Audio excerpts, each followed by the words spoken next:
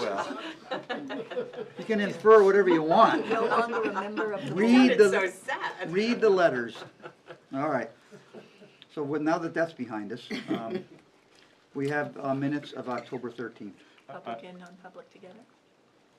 No, let's do those, we should do those separately, Okay. probably not. On the note of that, Tim just inadvertently raised on page 17, 1, 2, 3, 4, 5, in the fifth paragraph, fourth line from the bottom to the right, they refer to private rights, R-I-T-E-S, which we're having for our former planning board member, and it should be R-I-G-H-T-S. But we can have private rights for former planning board member. Okay, what page was that actually again? Page 17. Page 17. Where you led Tim you and right, Tim and I planned that, by the led you way. right into that one, Jim. Okay, anything else? Any other members? We have one correction. Motion to approve. Motion by Barbara to approve with corrections. Seconded by I'll second it. Jim Raymond. Any discussion on the motion? All those in favor say aye. Aye. Opposed? Abstentions? Abstain. Abstain. I see 3 so far. Is that correct? Okay. Motion passes. Joanne, we have action item number 2 is a recommendation request for a ZBA variance. Could you give us a quick run on that, please? Yes, this is a request that you have made in the past where lately you've agreed to not comment to the zoning board. Someone's going before the zoning board to get permission to allow a landscaping business in a split zone lot. The portion that they would like to do the business on is zoned agricultural, which would be allowed, but the lot is split. It's located on Elm Street. It's, if you're heading towards Manchester, it's on the left, close by to the Grassmere area. There's a big red barn. It's recently had renovations done to it. We did a subdivision there a few years ago. Yeah, it's that property. And Mr. they will need, Swanson. if the variance is Right. granted, they will need to come back here for a site plan review.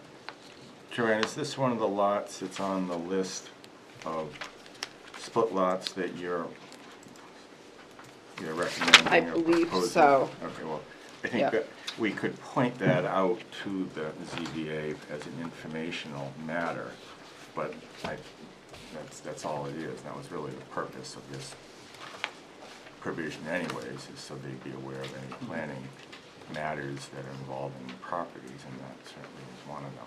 Not- So would they be required to come before the planning board for a site plan Yes, review? they would be. And isn't it one of the rules that you have to have 100-foot setbacks, some kind of sideline setbacks for a landscaping business in the agricultural zone? Aren't there sidelines, pretty strict sideline setbacks? I don't know. I thought we went through that with There- another applicant in an agricultural zone. A while That back. issue is not before us yet. I'm going to move that we thank the ZBA for sending this to us, notify them that we are looking at split lots and potential amendments to this year's, to the zoning that will be voted on in March. I have no further comment.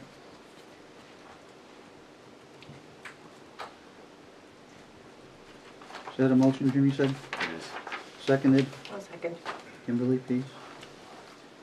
Any discussion on the motion? All those in favor say aye. Aye. Opposed? Abstentions? Motion passes. Item number 3 is a letter regarding an application tonight, which will be dealt with when the application is brought forward. Item 4 is proposed zoning changes, which we'll talk about after the meeting. Number 5, letter from SAU 19, Joanne. Yes, SAU 19 will be coming in on November 17th. They're doing some changes to their football field, which is located in the back area behind the parking lot. And they've sent out a letter to the neighbors advising them, and they're holding a public hearing with the neighbors to just, assure them that it will not have an adverse impact on their property. Some people were concerned about the lighting, but they're planning to address that. Do our night sky requirements take effect in this particular case for field lighting? This application actually falls under governmental uses, Yeah? so the planning board would not be approving it. It would be offering comments and suggestions Well, that or, would be a nice comment to make then. Since everybody else in town has to do it. Okay.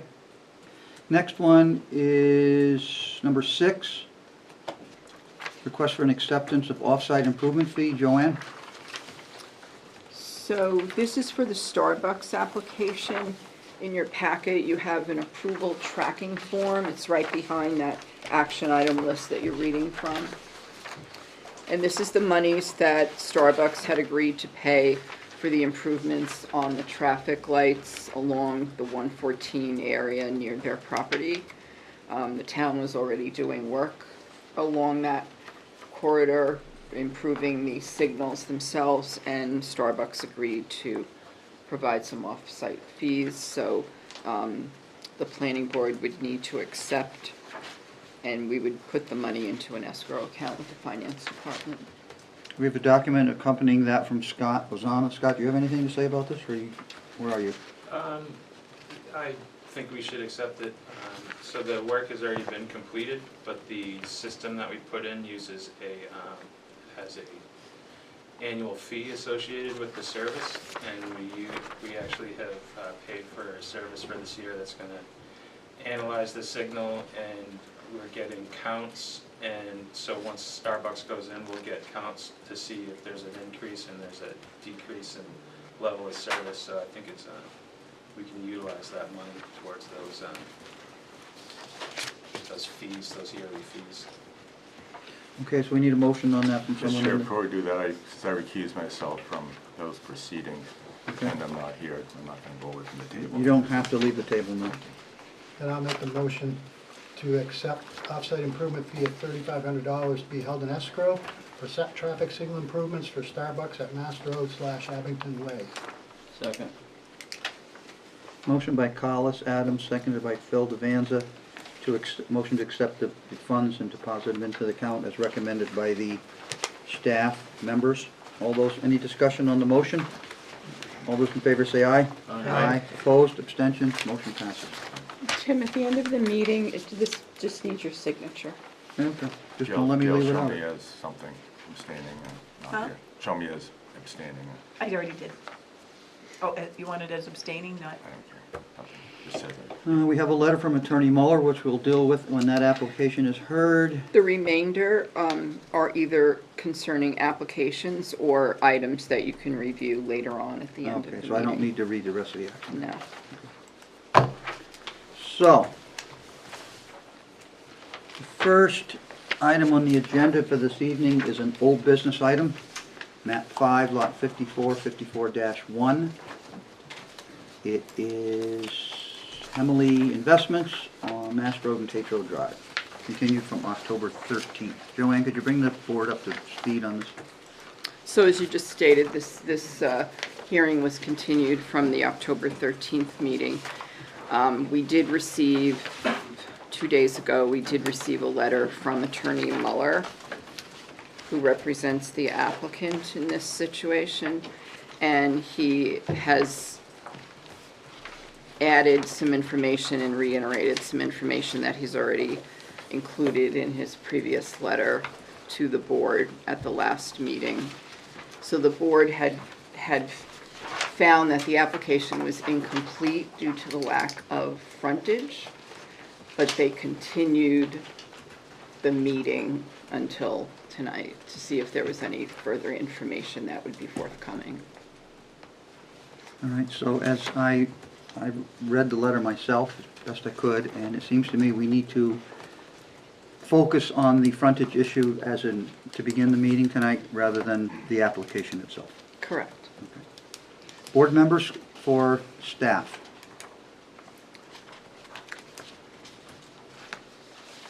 Okay, so is it safe to say that the letter from Attorney Muller will be entered into the record, Joanne? Yes. Okay. If the board decides to stay their position that the application is incomplete, due to the lack of frontage, I've prepared findings of fact for you to enter into the record if you're agreeable. Is that in the packet tonight? No, I have it here, I'm going to pass it around. Okay.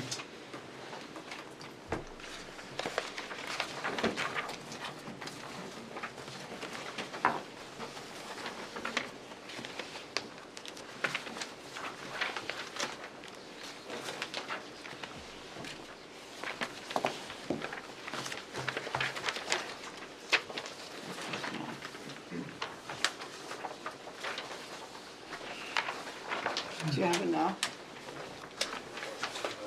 I didn't take one.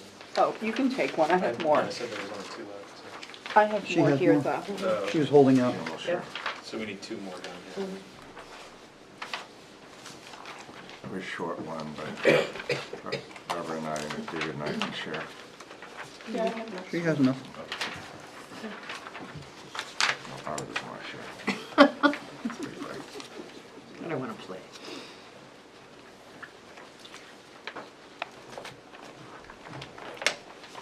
So how do we proceed on this with your recommendation, Joanne? Do we invite the applicant's attorney up, or how do we proceed?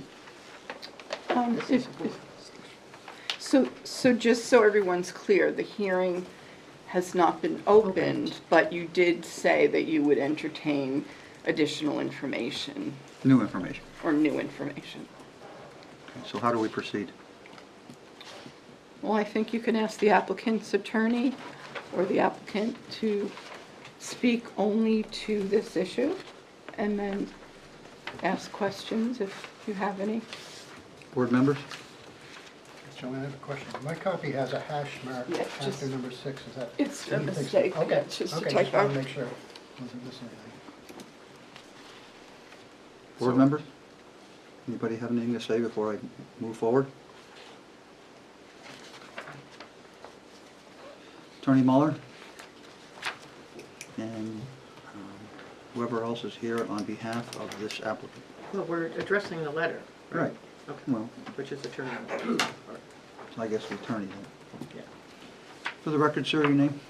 Daniel Muller from Cronin Bissell Zelinski on behalf of the applicant Hemley Investments. I will limit my discussion to the issue of frontage. And I'm going to summarize what's in the letter. I'm not going to go through all the legalities of it, but there are basically 2 points that I want to focus on. Number one is the sort of the timing issue as I lay out in the letter, and I'll fill in a little more information there, just so that what occurred beforehand when we began this process before the town is a little bit more clear. As I indicate in the letter, in the fall of 2020, we looked to file a variance application. At around the time that we were looking to file it, Ms. Duffy did raise the potential issue of frontage. I had a phone conversation with her on October 20th, 2020. Her indication at that time is, in response to my objection, she was uncertain. One thing that I will add that's not in the letter, on November 4th, I get a staff review for the zoning application. There is no mention of the word frontage. There was no indication that the variance application, which had been filed, was incomplete, and we went forward with it. As I indicate in the letter, that we not only had proceedings before the board, that case ended up before the Housing Appeals Board, and then back before the Zoning Board on remand. So here we are about 2 years later, and the frontage issue is being raised again.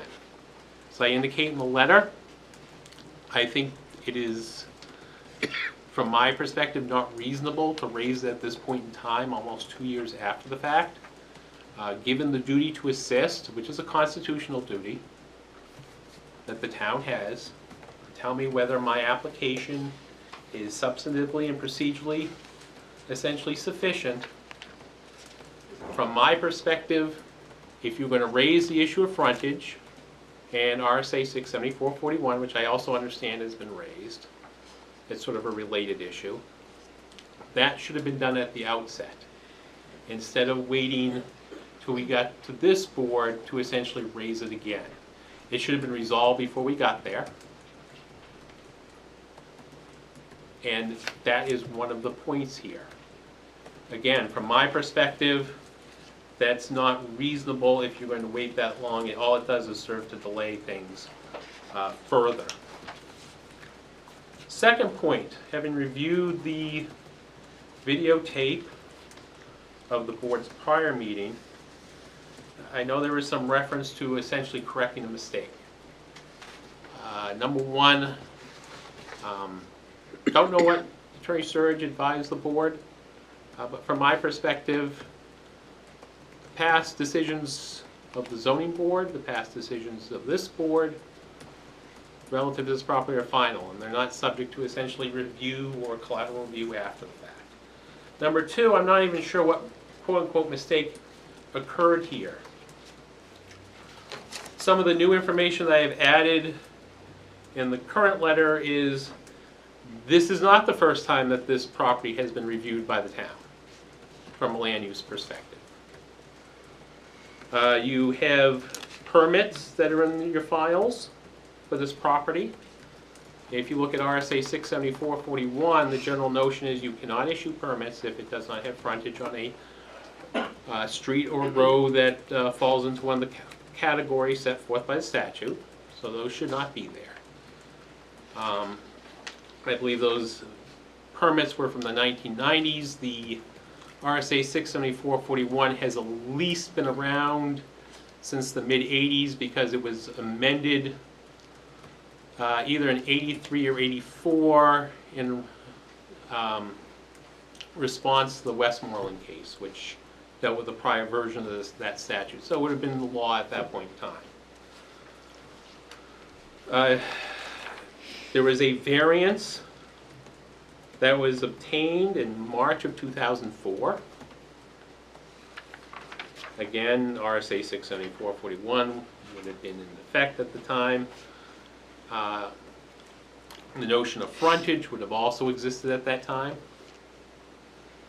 Yet if you look at the town's records, the only relief that was required there was from what was then section 3.1 D6 for the use. I will note that the deed description to the property has not changed since 2004. In fact, it probably hasn't changed at this point for probably at least 70 years or so. 2009, there was another application for a variance, even though it was denied without prejudice due to the failure to prosecute it.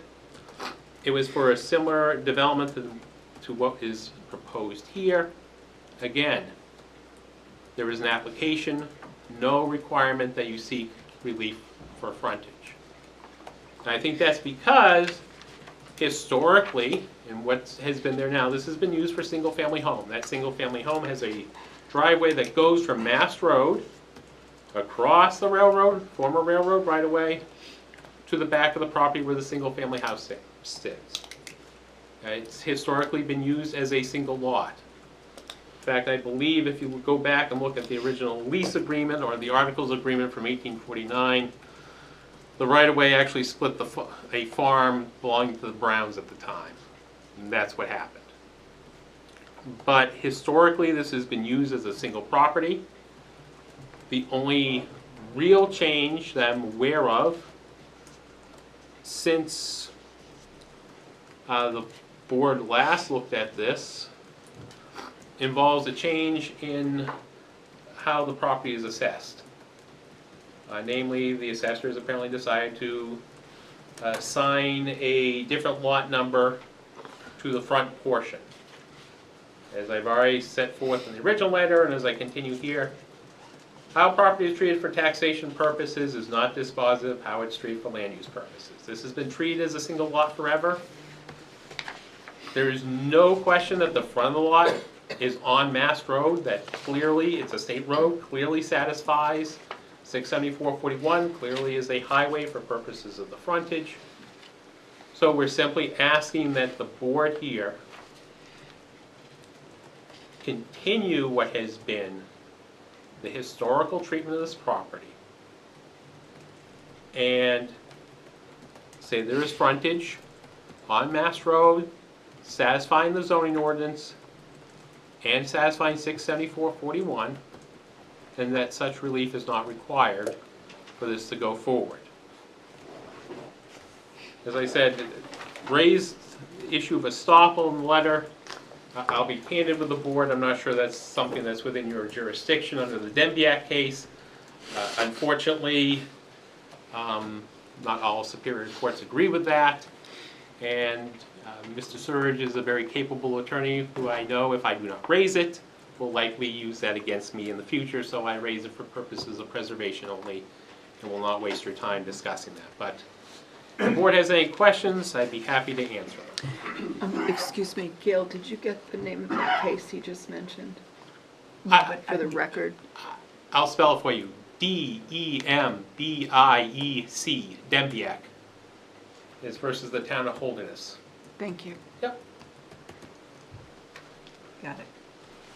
So I guess we would ask Joanne, do you have, as staff, do you have anything to speak to at this point before I ask board members to speak? I don't have, I mean, I can certainly elaborate on what is written under the findings of fact, but I'd rather wait to see if the board has Okay. anything to say. So board members, comment from board members or questions for Attorney Mullen?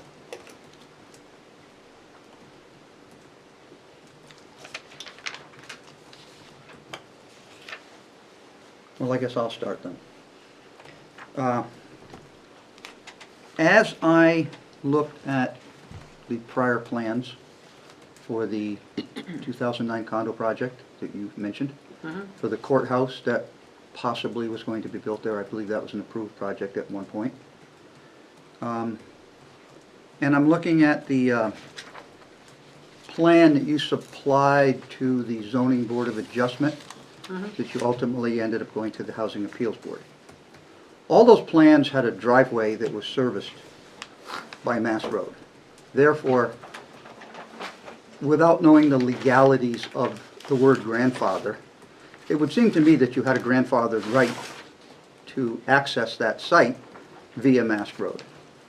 Therefore, the frontage issue may not have been something we could have argued with. Now, at the last meeting, I asked Mr. Doug McGuire about the driveway and the new plan, and he specifically said, no, we are not putting a driveway in off of Mass Road. So, it seems to me that the plan was switched between the Zoning Board of Adjustment viewing it and the Housing Appeals Board viewing it, and then what was brought forward to the Planning Board. So I'm wondering if, in your opinion, if that weighs into the frontage issue or not. In my opinion, the answer would be no. It conflates two different issues. Frontage is a term of art under the zoning ordinance and things. It's where the front lot line and does that touch a street. It has nothing to do with whether you choose to use that as your point of access. Most commonly you do. Now, so I think that those are two different considerations. I don't think it changes my approach or my view of whether there was frontage and whether, I mean, the configuration of the lot remains the same. And frontage is a characteristic of the lot. When we speak of, for example, of non-conforming lots, you're either speaking of size. Sometimes some ordinances have lot width, lot depth I've seen, and frontage. But frontage and size are the big ones. They're a characteristic of the lot. They don't go, it doesn't say that that is the your means of access. And I think the notion here would be, if that is the biggest thing, the concern was, and Mr. McGuire can correct me if I'm wrong, when he went to prepare the plan for this board, is there would be a concern if you had a full access point onto Mass Road, there would be concern obviously with traffic. Undoubtedly, the board would raise that. You have 30 units, you'd be looking at that. There was discussion in the past, obviously, of the right-of-way from Tatro Drive there that, you know, from a traffic management standpoint, probably made a little bit more sense. Obviously, if the board, and again, I don't think this is an issue of grandfather or anything like that. To me, this is just a matter of how you access the property. But frankly, for example, wouldn't surprise me if the board, if in their review, wanted emergency vehicle access off of Mass Road, and that probably would be the location for that sort of access. You would preserve it for emergency vehicle access only, and that's something I think we're I don't prepared want to go into the merits of the Oh, I driveway. understand. We're But talking I- about the frontage. We're And my talking about question frontage. was related directly to your opinion Yep. on the frontage, and that's an answer I was looking for. And Okay. I'm not gonna bring Doug in on this because it's not germane to the conversation. Okay, as I said, I think they're two different issues, access and frontage. Thank you. Board members, Jim? You cited several, at least two decisions or applications before the ZBA, and they're either granting of a request or not going forward, but minimum not alerting your client to a frontage issue. Is it your position that this board is bound by or subject to decisions made by ZBA? Are you bound by ZBA decisions? No. Okay. On matters that are not involving the application that they, or the action they took. I think the question is whether you can collaterally review a prior ZBA decision. My answer would be no, I don't believe you do have that authority. I think if there is a material change, I'll be very blunt here. I think if there is a material change in circumstances, and I'll give an example of one.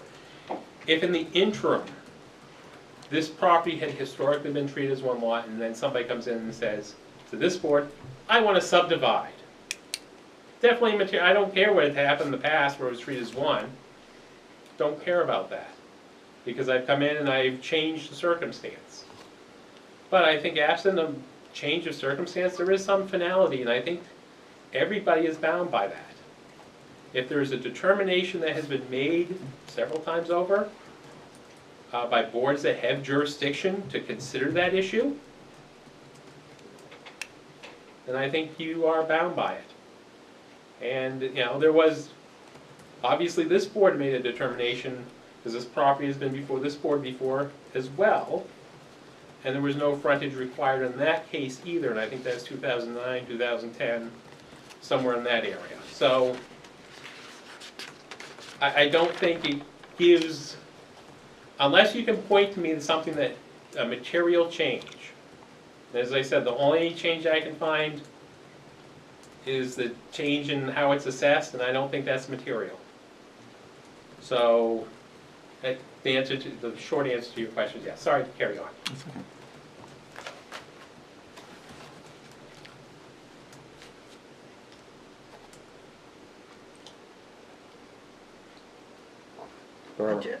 I don't know, I guess this isn't really a question, it's an observation based on that logic, which is that absent a material change,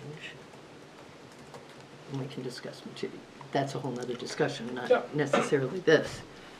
Any board decision under that logic binds future boards forever. That can happen. A similar situation, there was a case called, and I'm just trying to think of the town, I think it's Cutter versus Durham, where they litigated an issue about the validity of a zoning ordinance, and lost the first case. Someone comes back a few years later, they try again, and the court's like, no, you're sort of stuck. This has been litigated, the town was party to that, it's done. Same thing here. There is an avenue, even if the town disagrees with a zoning decision.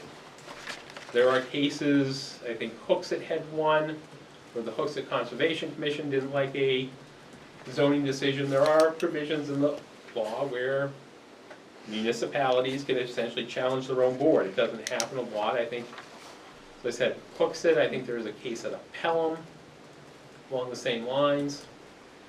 There's a mechanism there. If you don't like it, but, you know,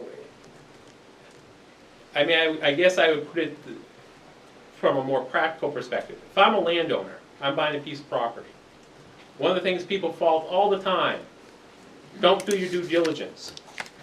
I come in, I look at this property, I go look at the file, I see all these things, none of which tell me that frontage is an issue for this particular lot. Notwithstanding the railroad right away, it has never been an issue. As a home buyer, a reasonable person is going to say, well, apparently there's no frontage issue here because look how many times all these boards have made the same determination, at least implicitly, that frontage was not an issue. So, you know, I think the logic does stand because that's what we want people to do. We want them to come in and say, what am I supposed to do? What can I do with this property? Take a look at what's been approved in the past.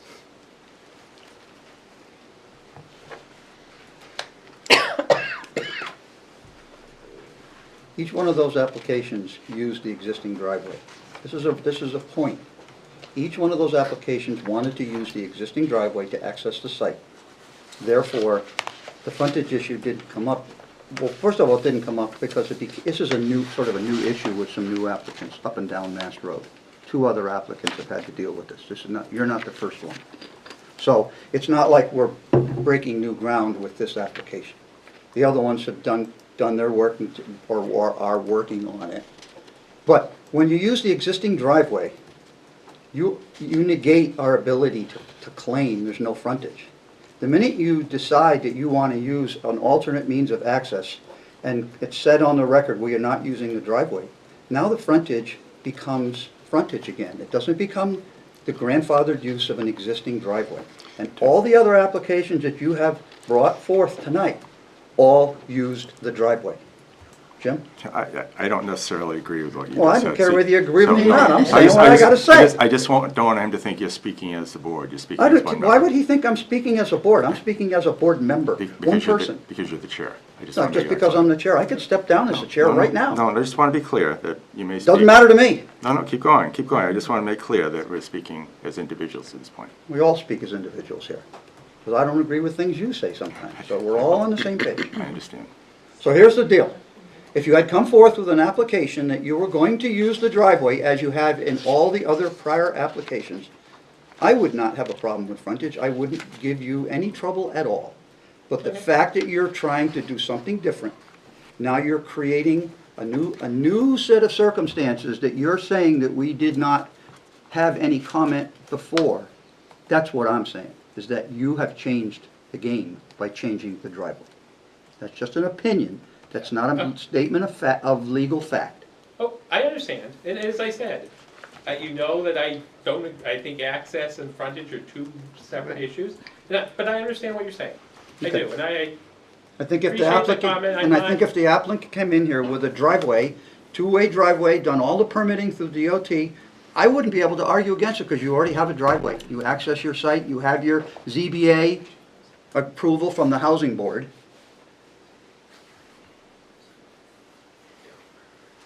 So I'm just making my 2 cents here. So you can take it to the applicant and speak to your client, whatever you want to do with it, but that's just my 2 cents. No, Thank you. as I said, I understand. I don't take this personally. No, I know you don't. It's just, as I said, I'm here to answer questions to the best of my ability, and if you have a question, as I say, I may or may not agree with what you have to say, but that's why what we're it is. all, that's why we're all here tonight. Yep. Okay, anybody else for Attorney Muller?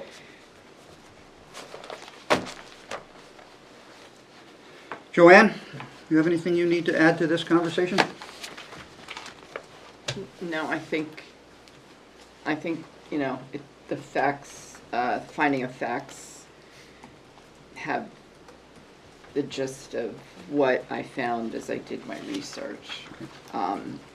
Certainly there's a lot more information than that, but I didn't want to make it pages and pages. Okay. So where do we proceed from here? We have to make a decision at this point? So you've already taken a vote at the last meeting, October 13th meeting, to find that the application was incomplete due to the lack of frontage. So if you wanted to continue at that position, then I would recommend that you have some sort of finding of facts for that. Jim? For procedurally, would it be fair, Attorney Muller, to interpret your letter and your presentation as a request for reconsideration of that? I think that's a fair Okay, approach. so I think we proceed on that basis. They've asked us to reconsider, and we invited them to at the last hearing. So I think it's an action on the request to reconsider, which isn't a statutory procedure for planning boards. It is for ZBAs, but we have done it in the past. I think that's what we should do here, if he agrees. Yeah, and I was just going to add, I did have a court case in Manchester where the Superior Court indicated that it is an inherent power of the board to reconsider, even the planning board. Okay, have you closed the public hearing, Tim? Are we leaving it open? Or? I just have Well, a I don't know if we- procedural question. Do you need, when, the zoning board doesn't do it that way, but other boards, if they have, someone is changing position, they have to have someone who's voted? No. You don't do No, that, okay. no. Just to make No, sure. that's a Robert's rules. Right. And Yeah. If you listen to me when I'm school moderator, that Right. doesn't apply in the town of Goffstown, and shouldn't. So on the Just subject of the checking. public hearing, we're not conducting a public hearing tonight, are we? Well, not even if we were, it didn't matter. We Right. can create So our own rules. We on have, what we we're have no doing. public hearing to conduct. That's right. We invited the Well- applicant to come back, because an acceptance matter is not subject to a public hearing in the first place, but we invited the applicant to make a presentation, as we Okay. normally do. So procedurally, what are we doing? Well, but I'd like to know when we're going to move from talking to Attorney Muller and discussing it among ourselves. Well, if Mr. Muller, Attorney Miller, do you have anything else you'd like to add? I think I've had everything to say that I need to say. Thank you, sir. So at this point, then, it's time for the board's discussion. If I may, I think that there are a few issues, and Attorney Muller's raised some good points.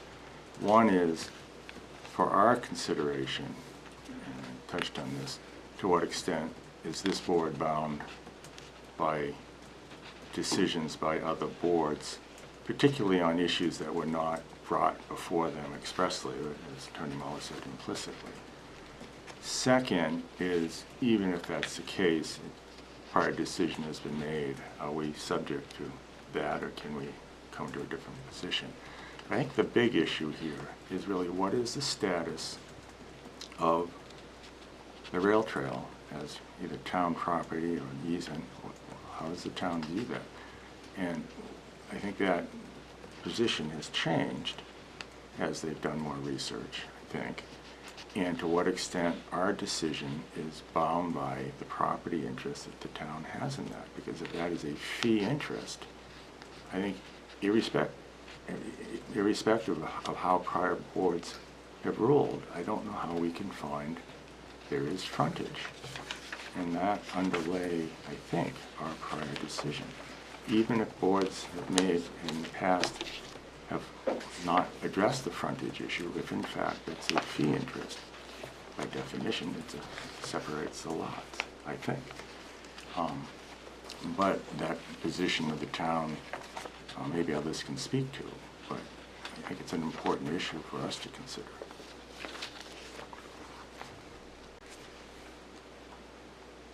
And let me just elaborate on that one more. To the extent it is a fee interest, we don't want in this board to have waived any rights the town has to it by finding differently. Could you explain to those of us who don't know what a fee interest is? It's ownership. Ownership, as compared to an easement. Okay. An easement sits on top of somebody's land if you own it. Now, different people have expressed different views, but I think the town has a certain view, and I'm not sure we have a basis for questioning it. Okay. And to my knowledge, I'm not aware of a court decision on that. I could be wrong as to this particular piece of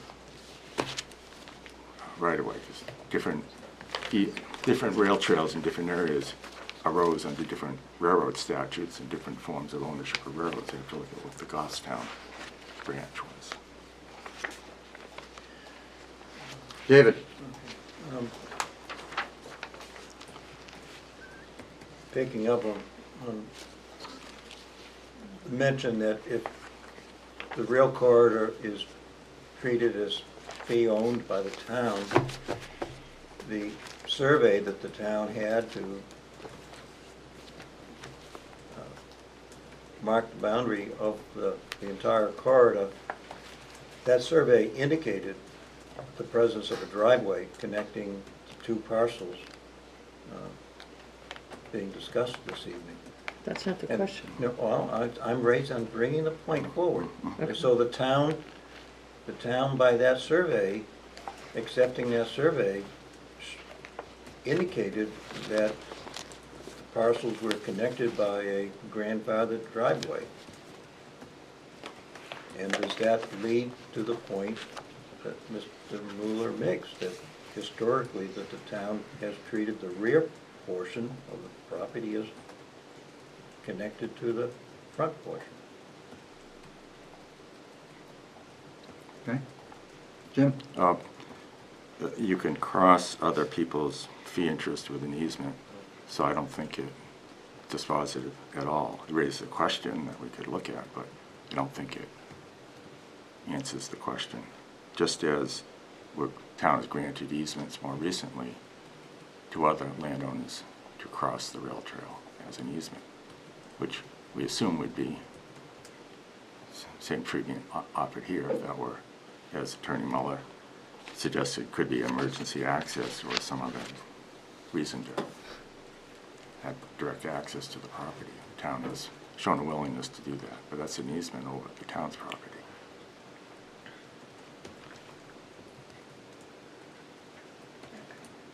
I'll just say from a procedural standpoint, we've been asked to treat this as a request for reconsideration. So the motions would either be to grant the motion to reconsider, in which case we would then review the completeness of the application in light of that, or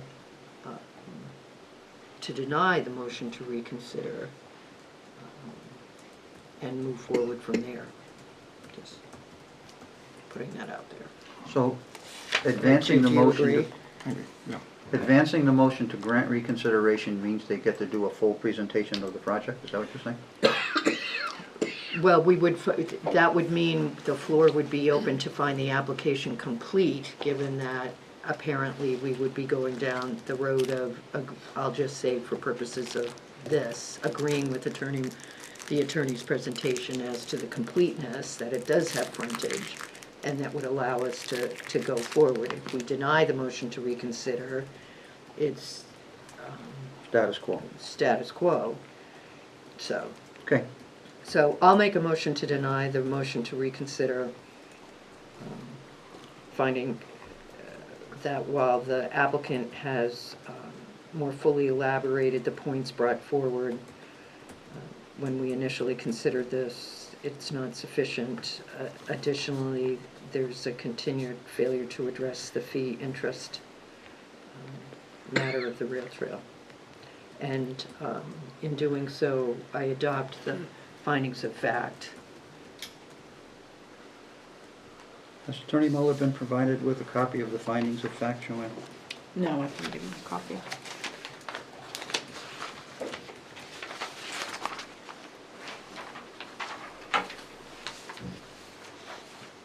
So we have a motion to deny the reconsideration by Barbara and also to adopt the findings of fact to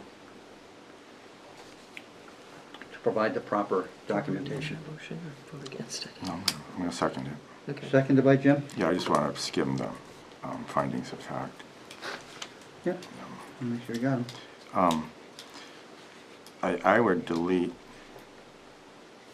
number 4, because Attorney Mueller has brought up at least an argument, and what questions, what is evidence that both lots have been treated. So I think that that is not a correct statement. There's an argument to be made either way. If you ever go to bankruptcy court, as I do, the judges always make a distinction between argument and evidence. And I'm not sure where this sits.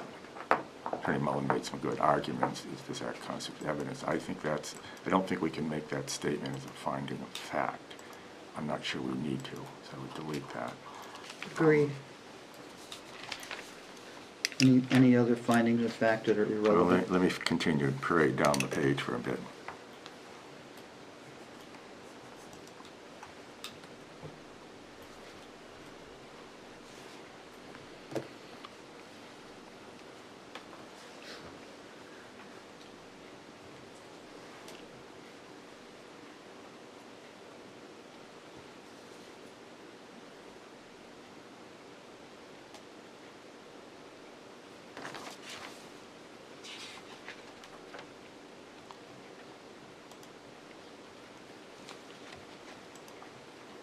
I think the primary finding of fact that we should make is that to the extent we're entitled to make a decision, which is obviously not binding on a court, that we view the rail trail as a fee interest.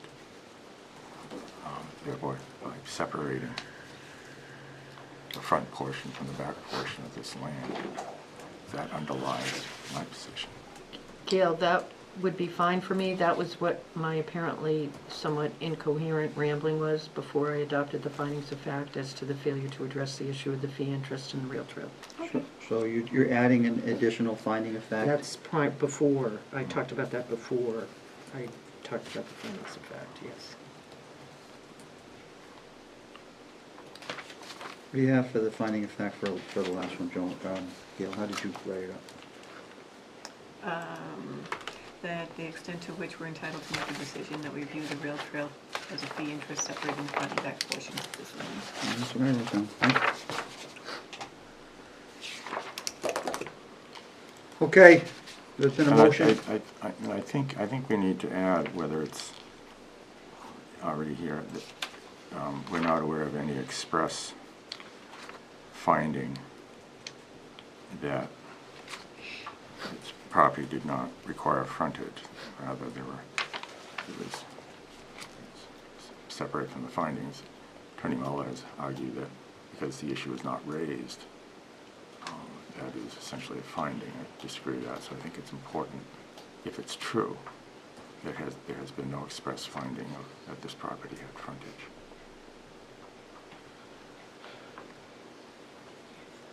But perhaps I'm wrong on that. Joanne, do you know? I don't believe it was. Okay. Why don't we say there's no evidence before us that there's been an express finding of fact, finding of frontage. Anybody else have anything to add before we call for a vote on the findings of fact? Can I try and simplify this for us non-legal minds? And maybe I'm oversimplifying it. Please do. But are we trying to make the case that the frontage actually belongs to the town of Goffstown, not the applicant, regardless of the access issue going across? No, access is not an issue. I know, I get that. No, That's a separate issue. if the town owns But- a fee interest, Right, it splits this, what could have been a big tract, into two parts.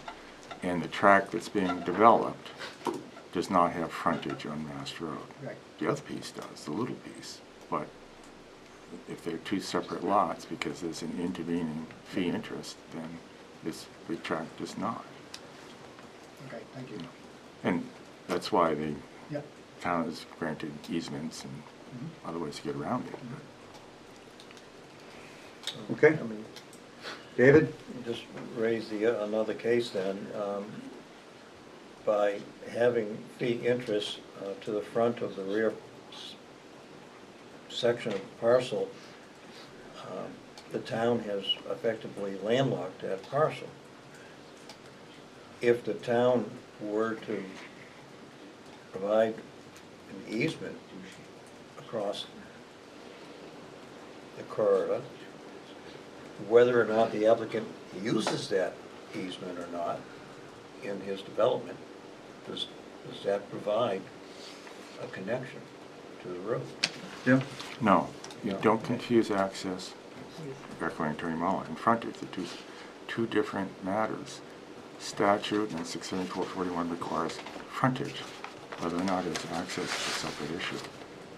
In fact, to develop, you do need access, obviously, but you can have that through an easement. You can have it as has been proposed for a side lot. That's not the issue before us. This is one of zoning compliance and statutory compliance of frontage.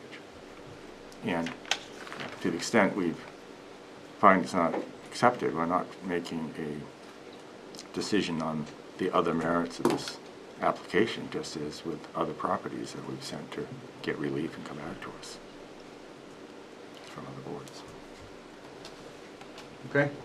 Anything else from other board members? I just Joanne? need clarification. Jim, you had eliminated number 4, and then you had added a few things, but are you keeping the remainder after number 4? He didn't say take them out, Yeah, I guess. yeah, no, we're Okay, keeping them. I just wanted to make sure I was clear on that. Carlos can do a much better job simplifying this, though, if he wishes. All right. Any more discussion on the motion? Call for a vote. All those in favor of denying the request to reconsider, using the findings of fact, say aye. Aye. Opposed? Abstentions? I'm going to abstain, I wasn't here at the last meeting. Fellows abstaining. So the motion passes to deny the request. Thank you very much. Thank you, Attorney Muller.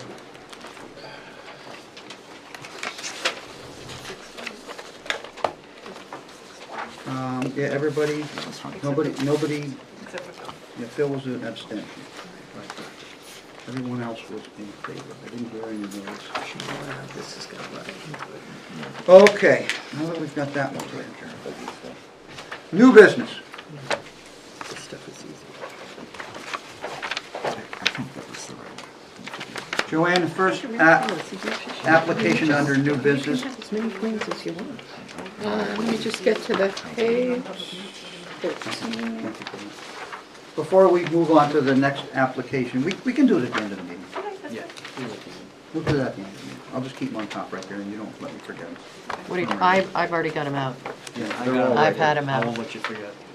Yeah, we kind of bypassed them. All right. So Joanne, the first application under new business is map 23, lot 13 and 11, Yes, relief from the outer 50 feet. correct. Could you please give the board a rundown? This is a hearing for Vincent and Nicholas Urban Astron Holdings LLC. So the application, staff is recommending that the application is complete. However, they are lacking some other items under the technical aspect of things. And they were going to request a continuance. Their attorney is here, as well as their engineer, and I'm not sure, this all happened late in the day, so I'm not sure exactly what they're going to ask for at this point. We recommended that the butters be re-notified, and that it be pushed out to December 15th. That was the staff's recommendation, but I don't know if they have anything different to say. Well, before you let them speak, tell us about what the Conservation Commission stated. So, Have we accepted this? No. I think we have to, before we get to the merits, I think we have to accept it or not. But are we accepting all the information prior to? I guess the question is, has the applicant submitted a request for a continuance? Because otherwise, it's on our agenda to make a determination as to whether or not it's complete. right, so they made a request. They wanted to go to the next meeting, which didn't work out as far as scheduling goes. So then they contacted their attorney. He's here this evening, and I'm not sure if he wants us to go forward with the completeness or to wait and have them finalize the plans, which was my impression, and then go out until the 15th and re-notify. So, before we address any merits, We need to get that answer. we have to decide whether They're They are requesting it to accept. complete, All right, I get, and I'm there's gonna make no a motion regional to impact. accept and find that there's no regional impact. And I would also suggest that you ask the applicant to waive the 65-day Well, can I clock. do that? I mean, I think, given the Conservation Commission, the 65-day clock and the next likely meeting Right, and needs to that's- be waived. That's kind of what affected this whole thing, is because Conservation just met yesterday. But it's really a separate, we can't compel them. We can't No. condition our acceptance on right. their waiver. No, so- no. Right. So I think it's What's two the point separate. of accepting it and starting this whole thing if the attorney's gonna ask to have it continued? Because I will tell you, I made the motion because I am a little worried that we have had abutters come now to a second meeting for this application. And I just heard that, people want to go through and make the whole thing complete to come before us. Well, it should have been complete to come before us to begin with.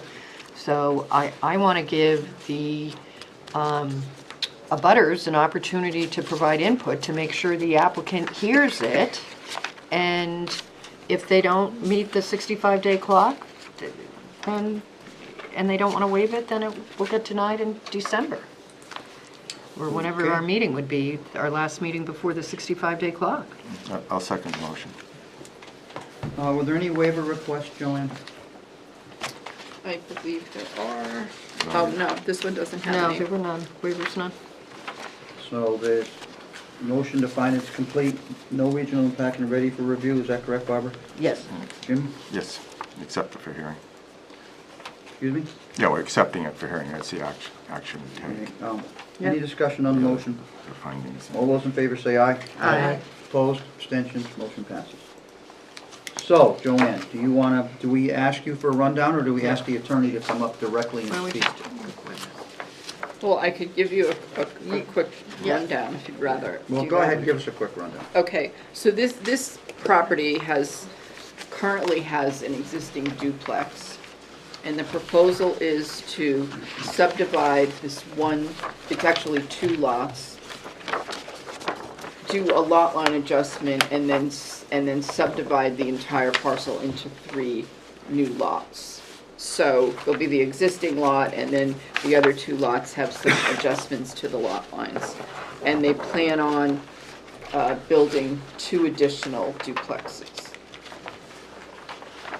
This has some wetland issues, and that's why the Conservation Commission would like to walk the property. And Collis can confirm that. They met last evening.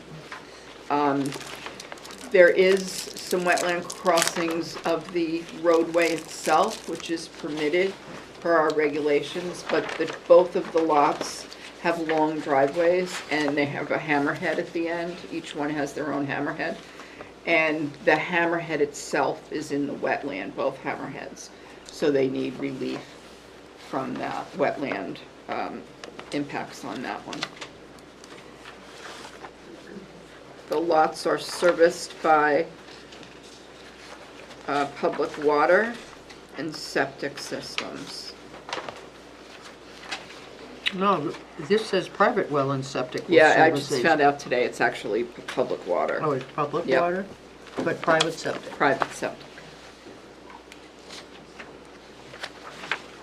All right, well, I'm inclined to hear a very brief presentation and then hear from the abutters, because it's pretty clear we don't have everything staff would like us to have for this. They did submit their functions and values report by the wetland scientist. They have all of that, they just have a lot of outstanding technical comments, and they would like to meet with the Conservation Commission, see what else that they would like them to add to the plan, and come back with a finished product in December. Can I make a comment on the report? An hour later. So we changed requirements of functions and values assessments, and we added very specific parameters that need to be addressed in this report that is not addressed in this report. There's no NHB, state listed species evaluation, there's no evaluation of highest or significant habitat. It was delineated in September, and they say marginal vernal pool habitat, so I want a better clarification from the wetland scientist about what that means. And I want them to identify the requirements that are specified in our revised zoning ordinance. So you need to go back and ask Tom to take a look at that.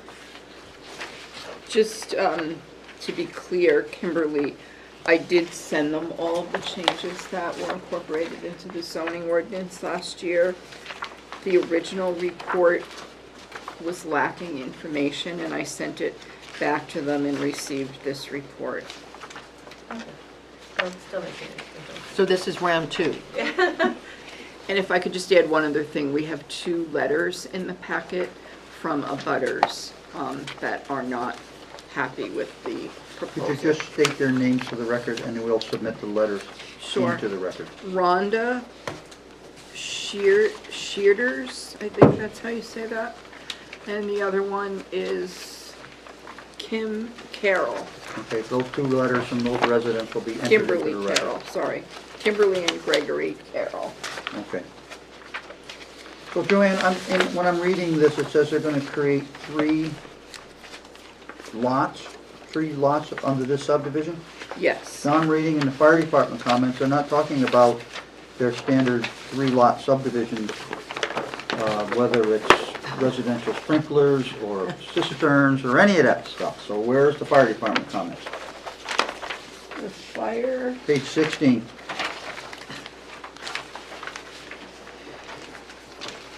We kind of went through this on a prior application. so the fire department had 3 comments. I read them.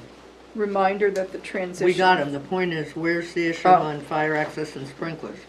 This is all I received.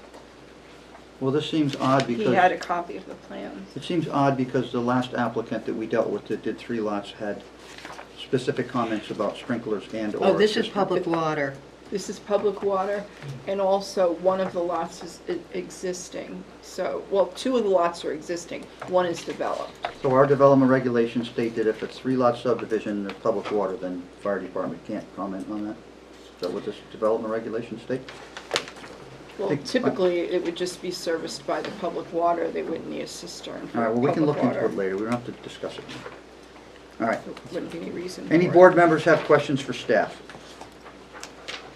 If not, I'll invite the applicants to the table, and please put your name in the record if you would, please.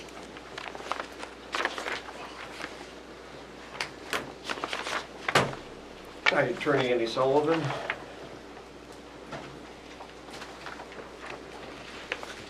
And we know who you are, but tell us who you are. I'm still Craig Francisco. Thank you, Craig.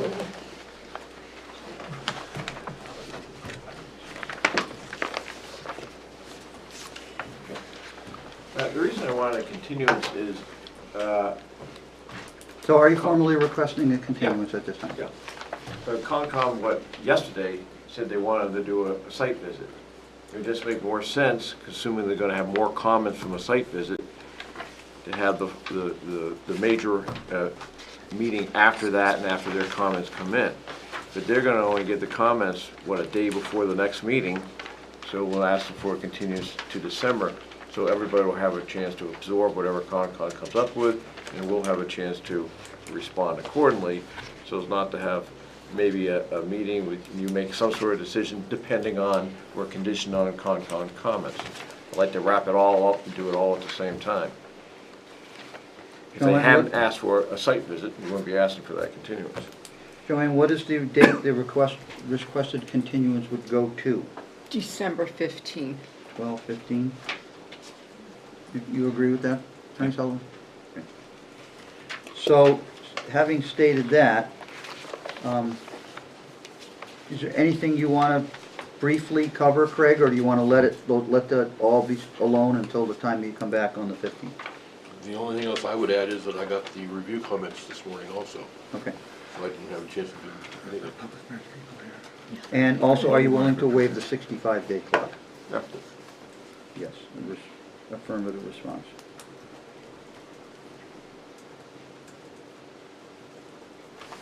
Do you have anything else you'd like to add at this time?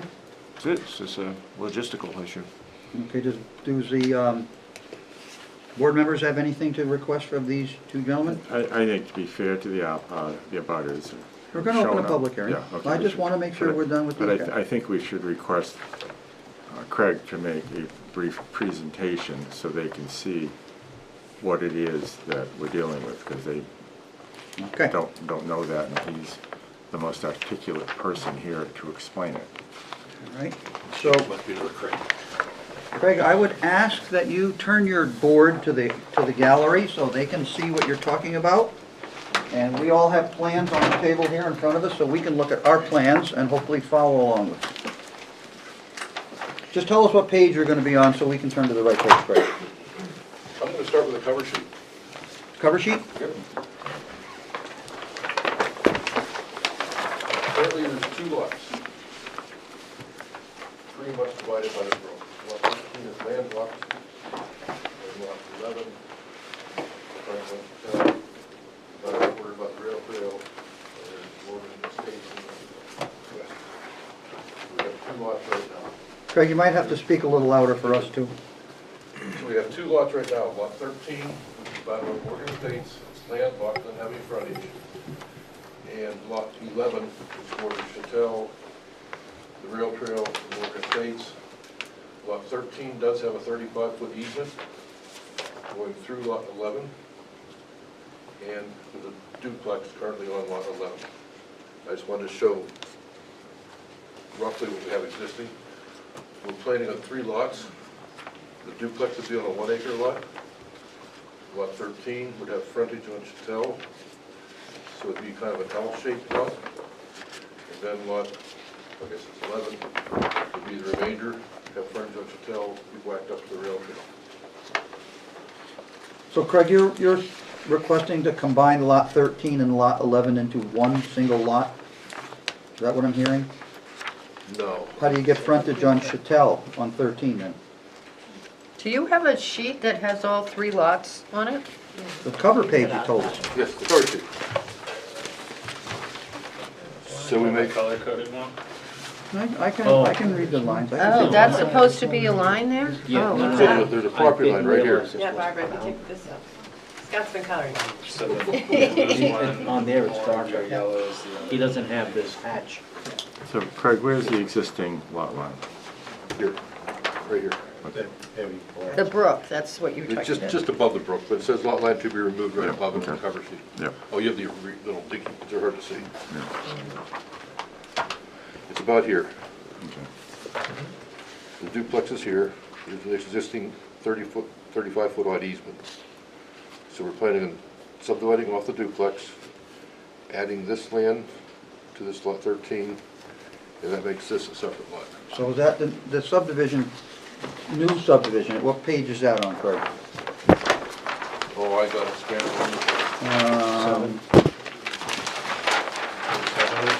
Sheet 2 of the subdivision sheet just shows the wetlands, frontage. Sheet 3 is not it. 4 and 5 is just the topo, same as sheet 2 and 3. What are you looking for? It says sheets 2 and 3 are supposed to be the same. You wanted to see. Well, you got a match. Oh, there's a match line in it. Yeah, it's a match. Sheet 2 and 3 show it. There's a So are match we line. looking at page 2?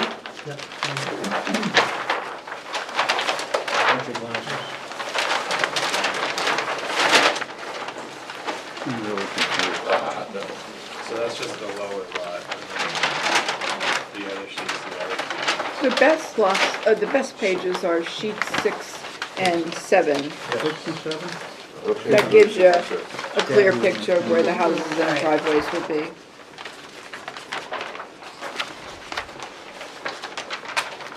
6 and 7. Did they show the new lot line showing in 6 and 7? Yes. Yes. Yes. Let's start with 6. So you got the rail trail, you got Chatel, you got Morgan Estates, you have the match line, just below the match line is the solid line, that's the lot line. Creates a roughly 5-acre lot. Okay, so this is the lower lot. Yes. This is the lower lot. That's the idea. Proposed driveway comes off Chatel, kind of goes between 2 wetlands, and continues out to almost to Morgan Court, to the buildable area in the back. This, almost the whole driveway is within the 100-foot WSWC.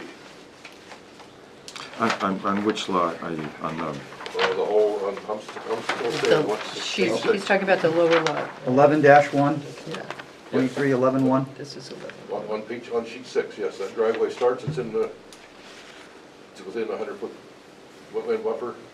The 50-foot wetland buffer just kind of skirts it, it goes into the wetland, into the 50-foot, stays in the 100-foot until the hammerhead. Can you remind me of the zoning, please, for all of it? Pardon me? What's the zoning? R2, I believe. R2. Okay, thank you. Craig, does it go into the inner 50 as well as the outer 50? Yes. So that's ZBA relief? No, it's, they considered it to be crossing the wetland This until isn't a they get crossing. up to the hammerhead, and then that's the, actually in the wetland. I thought, We need a definition for I crossing. thought that any time you, Part of the reason for the sidewalk. I thought any time you were in the inner 50, it needed a ZBA variance. I thought the ZBA handled No, we the haven't. inner For 50. providing access to a We had lot. a big discussion about that last night. Patty sent me something, I think, maybe it was Joanne sent me, 13.3.6.8, which is the WSWC district under permitted uses. It says roads or driveways for crossing wetlands and the WSWC district, provided there is no other alternative development plan that will further minimize impacts to the wetlands in the WSWC district. So it's under permitted uses. So, Would just you so, like, go ahead. would you like to address why you're not coming in off Morgan Court? Private road, we have no frontage, no access. That's a condo We'd love to come in association. from there. Yeah, okay. Utilities are closer, everything's closer, we'd love to come in from Morgan Court. But We've just, approached them numerous times over the years. But it's pretty difficult to get 100 and some condominium owners to agree to anything. so just, Go ahead, Barbara. just so we're clear, the need to cross the wetlands is arising on a lot that's currently being used with access in order to create another lot. Right? You've got, that lot is the one that technically has the house on it now. No, that's the other one. No, that's, No, Is, That's the is that duplex. above or below the The brook? duplex is on the net, on page Oh, the 7. brook, that's above, no, this is the lot that has a duplex on it. You are correct. this has a building on it. Yeah, this lot has a building on it now. And in order to access the inner 50-foot, you have to receive permission from us to go through the outer 50-foot. At which point, I would remind you that your wetland functions and values assessment is lacking. Okay. So, So, let me back up again. really, back way up. The cover sheet, Cover sheet. Let's see. Back to page 1. because that's the one that shows everything. The reason this, This is. I've been here a couple times, you guys know that. I've been here a couple I've seen this before. Yes, I was here with condominium idea conceptually a couple years ago. I was confused, Craig, because your other lot, 2311, has an existing duplex. Yes. But that's on But this that's a lot. different lot. Now, this is existing duplex on, It's on the Is wetland. on this lot. He's subdivided, the lot line is the brook now. Right, So the duplex is part of the lower lot. yes. So he's creating a Right, now, lot This is all 11. out of an existing lot Well, that's what's this? What are already we looking being at this So then used. this is the proposed subdivision, where there'd be 3 lots. This is proposed lot. is this the lot we're talking about? right Well, it's now? what we're looking at, but right now, it's all of this lot. And like Barbara was saying, they're saying that they can get access for a new house, but we're saying that the house already has an access on it. The lot already has a house that has access on it. We're subdividing a piece of it. We're getting sort of Okay, technical. I'm gonna just first. listen for a while. So I'm having a I'm deja gonna back- vu all over again. Because this These is- were the issues raised last night at the Conservation Okay. Commission, including a functional assessment. And where are the 50 and 100 foot and where are these things going? That's why they want to walk the site, make sure it's the least impacting alternative and the shortest crossing. Can I ask a question? Go ahead, Phil. Kimberly's talking about some lacking information in the wetland plan. If you have a site walk, is it necessary for you to have the revised wetland plan before you have the site walk, or does that matter? It would be helpful, but the data that he needs to include in that report is just part of the overall assessment, so And it's also something that's fairly readily accessible and could take place within a couple of hours at your desk if you need to do it, So Craig is gonna meet us on the sidewalk. If he brings a plan marked up with those issues, that would be helpful. Well, you're not gonna get a response back from NHB about your data check. No, well, that's true, but that's more administrative than it is. Something might have been substantive to the wetland. So the answer for Phil's question is no, you don't need that for that. I don't think by Okay. Tuesday I'm gonna have revised anything. Yeah, I was looking for something. Yeah. I would love to, but I don't think I can by Tuesday. Let me back way up. After the whole concept of the condominium thing I brought to you guys 4 or 5 years ago. Yeah, We were gonna go for a variance to build on lot 13, accessing it along the easement, 35-foot wide access easement. We have a wetland permit for it. We were gonna ask for that. At the time, the zoning administrator said you'd have a 2% chance or something like that of receiving the variance, or less. Because we own both lots, we don't have a hardship, we can do a lot line adjustment to get frontage for lot 13. okay. To get frontage for lot 13, it has to wrap around the duplex. The only way to get frontage for lot 13 is to isolate the duplex on a separate lot. If I'm gonna isolate the duplex on a separate lot to access lot 13, you're creating lot 11 down below it, all at one time. So it's kind of a lot line adjustment to access lot 13, which forces me into a subdivision to create this lot along the rail trail. Did you just say it forces you into a It doesn't really force subdivision? me, it doesn't really force me, no. It doesn't, you It have an doesn't force me. easement to It makes it. sense. To me, it makes sense. Okay. There's existing buildable areas.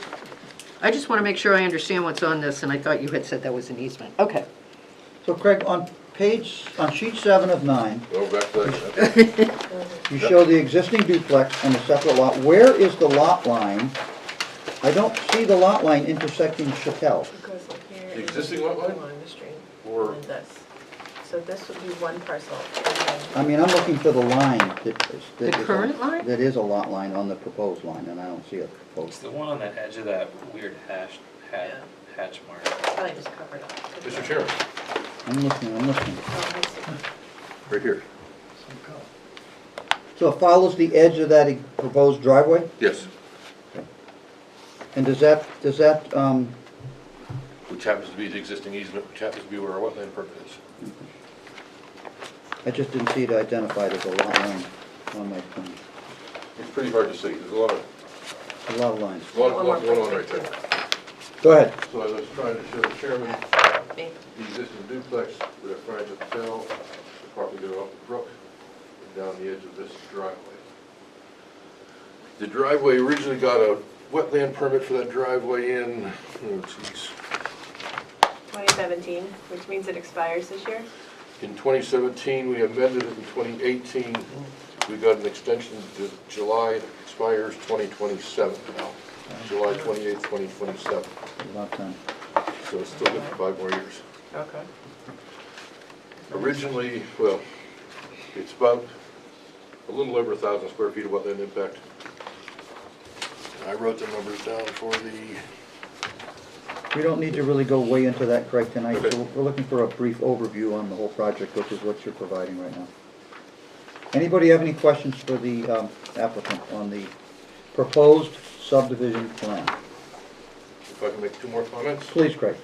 Sheet 7 shows the hammerhead in the 100-foot buffer, as Joanne mentioned. We can certainly move that, that's not an issue. And also the Porte area was accidentally put in that 100-foot buffer from the wetland in the back. And again, we can relocate that down. So neither one of those would be inside the 100-foot. And you're showing well radiuses on these sites, yet you have public water, you're going to drill wells on these sites? Was that the plan? Initially, we were gonna drill wells, and then we changed our mind, and I never took the wells off the plan. Okay, so the wells are irrelevant at this point. Yes.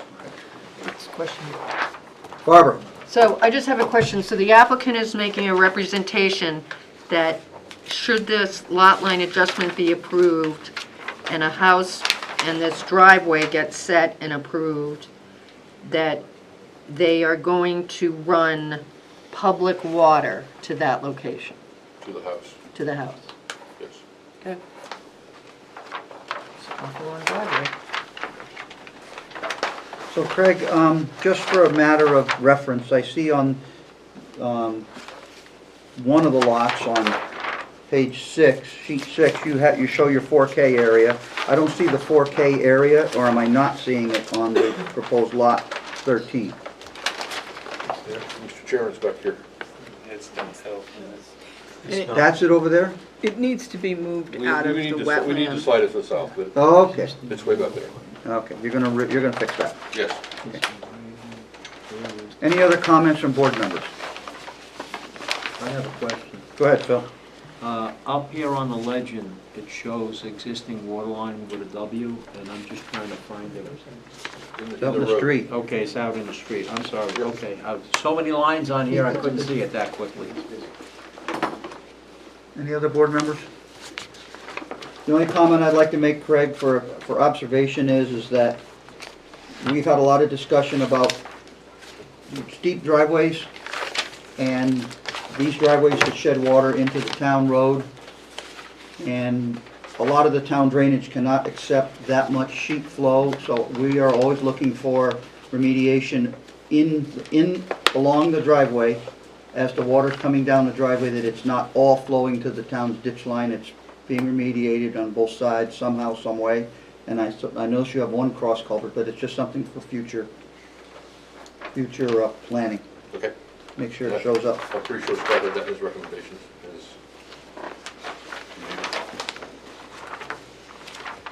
I remember Mother's Day flood and all the long driveways were the biggest part of the damage to the town's infrastructure with big driveways. A lot of short driveways. Okay, anybody have any questions for the attorney or for Craig? Craig. Okay, we'll ask you guys to step down for a second if you don't mind, please, and we will open the public hearing. At this time, anybody who'd like to speak regarding this application is welcome to come up and state your name for the record and say something if you have something to say.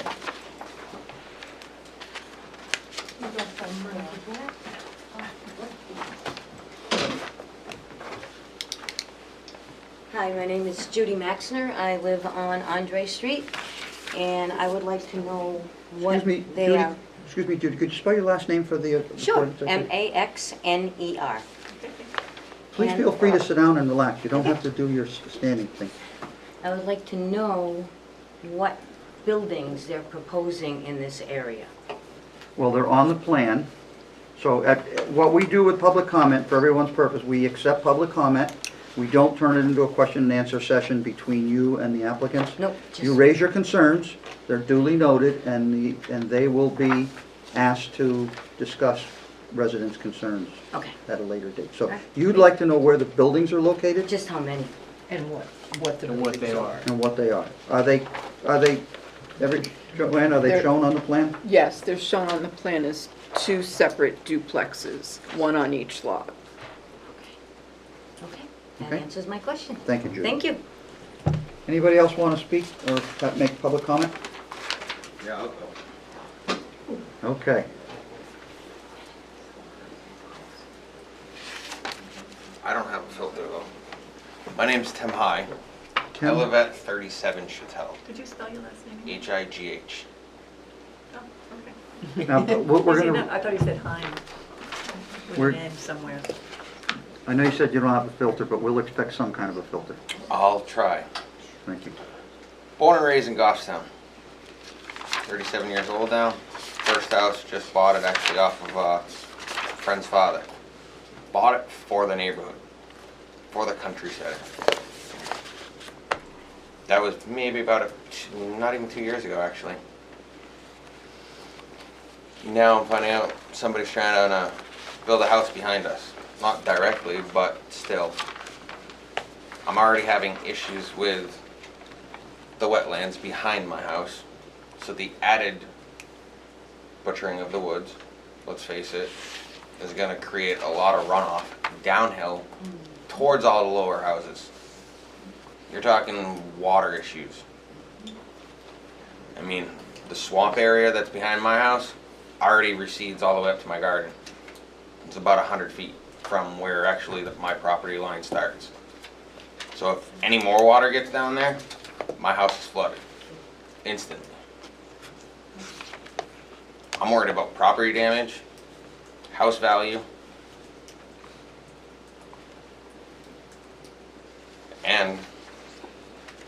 destroying of the neighborhood. That's about all I have to say with a filter. Well, thank you, Tim.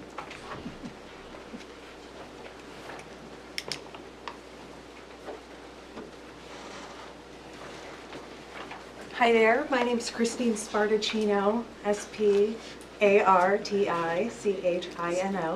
Thank you. I have properties that sit across the street. If you look on the map line, our driveway, which was once a paper road, Rem Drive, navigates through our property. We're on the corner of Chattel and Rem. Our property goes all the way down to Andre. I want to thank the board for bringing up certain points around the lack of completeness of the surveys and information provided. I speak for my neighborhood, for the blatant disregard for the town's time and resources and the abutters' time and resources for having this process continue on. So it's much appreciated that we look at having completeness of fact and information prior to coming to these meetings. You know, to comment on some of my neighbors, townhomes do not match the characteristic of this neighborhood. If you were to walk this neighborhood, you'll find people pushing baby carriages, walking their dogs, walking their elderly grandparents to get fresh air and exercise. And so while we can't change that we have townhouses there now, what we can do is try to have you appreciate the characteristic of the young families that are bringing children, you know, the future of the town into the neighborhood. We've already had domestic disputes, police cars, middle of the night, disturbances, all in the middle of the night while children, my son's room is 100 feet away. So yeah, when there's yelling and lights, it disrupts our family. It disrupts the culture and the vibe of our neighborhood that we all moved here and became property owners in this great town for. The other thing I do want to point out is the drainage situation. So as you probably have all experienced what families and property owners went through in the 06 and 07 floods, there have been no changes in those neighborhoods.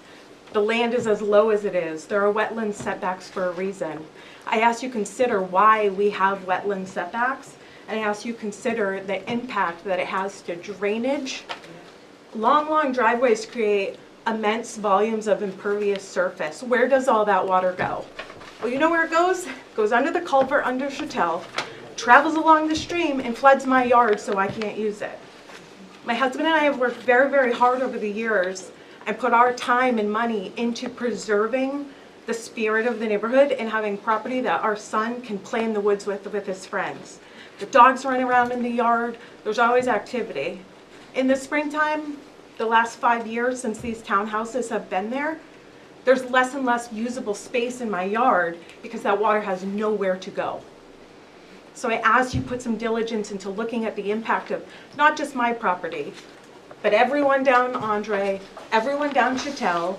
This property sits high in the neighborhood, so not only are we impacted as abutters, there's 30 other single-family homes that are going to be impacted that are shoreline. People that have lost their entire life savings and retirements trying to rebuild after the floods. We don't need more water and drainage issues in our neighborhood. That's all my notes, but I really appreciate the diligence you're putting to this. I expect that as these applications continue to come forward, they are complete, they meet the criteria, they've done their legwork, they've provided you all the information that you need to take. Submitting incomplete reports and having blatant disregard for our town's time and resources and our time and resources and the culture of the neighborhood and the wetland setbacks, especially in a neighborhood that's as sensitive to flooding as ours. I so appreciate the diligence you put into this. I know this is time out of your personal days and your families and your other jobs. And so I ask that you take the time to put a lot of thought into this and consider not just the families that are able to show up, because I'll tell you there's 30 other families that would be here if they could make it. So thank you so much for your time. Thank you. talked about our other jobs. This is not a job. Do this for fun. This is Yeah, this actually, is we do fun. this for free. This is not a job. Not fun. Okay. Anyone else would like to speak tonight? I hear humming back there. Come on, it's lots of fun. There'll be another chance, so they don't. Yeah, this is not your only shot at a public hearing. But Public if you don't hearings wanna occur come. every time this applicant is before the board. Can't wait to see you So again. you will be invited to come and speak as many times as you like to speak. Okay, my name is Mrs. DeJura. I live right on Chatel. Would you spell that, please? C-H, oh, sorry, I was going to spell Chat. I've been asked to spell that so many times. Wherever I go, I have to spell Chatel. DeJura is D-Z, Z is in zero, I-U-R-A, DeJura. Okay. Okay, my question, 29. you bet. Oh, it's right there on our plan. You bet. Now, my concern is, when we talk about rail to trail, we have that to the back of us. Now, I want to know is, because we had a duplex already just built to the side of us, just across our waterway. Now, that waterway, when it comes to flooding, we get hit. And we're on the level of that. We had enough of that since we had bought our home there, which we didn't know at the time. We too bought that home. We lived in the city. We bought that because of the area and how that house was situated and what it would give us. We worked all our lives for it. And let me tell you, we worked. We didn't vacation. Now, if I sound mad, you bet. Because I didn't buy my home there at that time. So I could retire and then worry about more homes coming in. The traffic from just what goes up and down our road, I'll tell you, is multiple. I can't give you the amount of speed. That's a double issue. It is dangerous. There's very lax concern about, since that road went from sand and gravel to tar, they think it's the highway or the main road, and it's neither. So it's dangerous. The more cars, the more travel is not acceptable. If you people here would like that kind of condition, if you worked all the years you did and retired, and you would find that acceptable, fine. I don't. And I don't want it, because this is the time of my retirement. And if I expect a hope, if I'm fortunate enough, after this rigmarole that comes through right now, what we're all experiencing, I would like to even have a 3-day weekend somewhere. We don't do that for the simple sake is that I'm worried about keeping the home that I found I worked to buy. And I want to be able to get to open and go out and close my door whenever I want. The more people that you consume in that neighborhood, under the style of living we have, we've had burglaries already. We've had them in the daytime even. Enough of this already. We don't need to bring more into that neighborhood. And it's true about the children. Mothers are walking their babies up and down that road. I'll tell you, that's within its right what there is there. How about by word of mouth when it's passed on that those roads are tarred and they're connected to this street, Lynchville Park. This one is connected to that street. We see them coming in and out now. Traffic is getting unreal. We have pets. Now maybe a lot of you people don't consider that a #1 issue. I do. And when I had my grandchildren, that's another issue. All of this is not being given consideration for the homeowners that live in this neighborhood now, not the ones to come in. And when they're coming in to put houses there, for whatever the cause be, extra income, you want to buy the property, you make money, fine. I didn't buy my home for that. I bought to live in it and hope someday I could enjoy it and retire in it without major concern. The times that have come along now in these years are worse. So which one of us neighbors should want to have additional headaches? Would you want to stand up for us and say, oh, we're so sorry, that was not a good decision? Would you like the circumstances to happen and then you get approached? And I'll say, was that a wise decision to make? One hand exceeds the other. And before you know it, one home, another home. Now that double duplex was just not long ago, within the year or what have you, two at the most pushing. Already, here we go. There's no lessons to be learned unless you listen to the people that live in that neighborhood. Now, building houses, the gentleman may want to buy property and build, that's fine. But don't do it around us. Look for some other place. Look for other properties to be bought. Build there. I think pursuing the issue here for the God-given sense to let him build a home in our neighborhood is not the right thing to do. Think of the people who have bought their homes there, want to live there in peace, and not have to worry about should their back doors be locked. I have a whole lot of, shall we say, trees, shrubs. It's everything. That's open land. It's just what it is. But if I have to worry about it at night to make sure my back door is locked, or I have to start putting up lights in the back, because what comes through the back there? Because God knows, the people that were in this double duplex are now, they've transitioned to somebody else moving in there. Are we supposed to have all of this and accept it? If you live in your homes under those conditions, that's your prerogative. But don't put such nasty holdings on us people who have lived there and bought our homes for that reason. That is inconsiderate to us, the taxpayers, that bought these homes and pay our taxes here. That is not right. That is very wrong. And if you were to come in and out my front door every day and night, and you saw what it looks like out there, boy, I'd be willing to bet you'd give a whole lot of second guesses to that. There is so much darkness there that the minute you pass my property, and only because we have put lights and light, that's another thing, I don't call that safety. It's for my safety that I have to keep putting up lights everywhere, to the side. The one place we don't is the house that's next to us here. On this side that I speak of, where that duplex was built, is a waterway. Nobody should touch those waterways. You're going to cause more trouble. You're going to put houses over that, lock in cement foundations, whatever you do to build that home. You're going to plug up that waterway. Not only that, but if that house stretches, or two houses, or three stretch behind us, we have a little bit of a slant.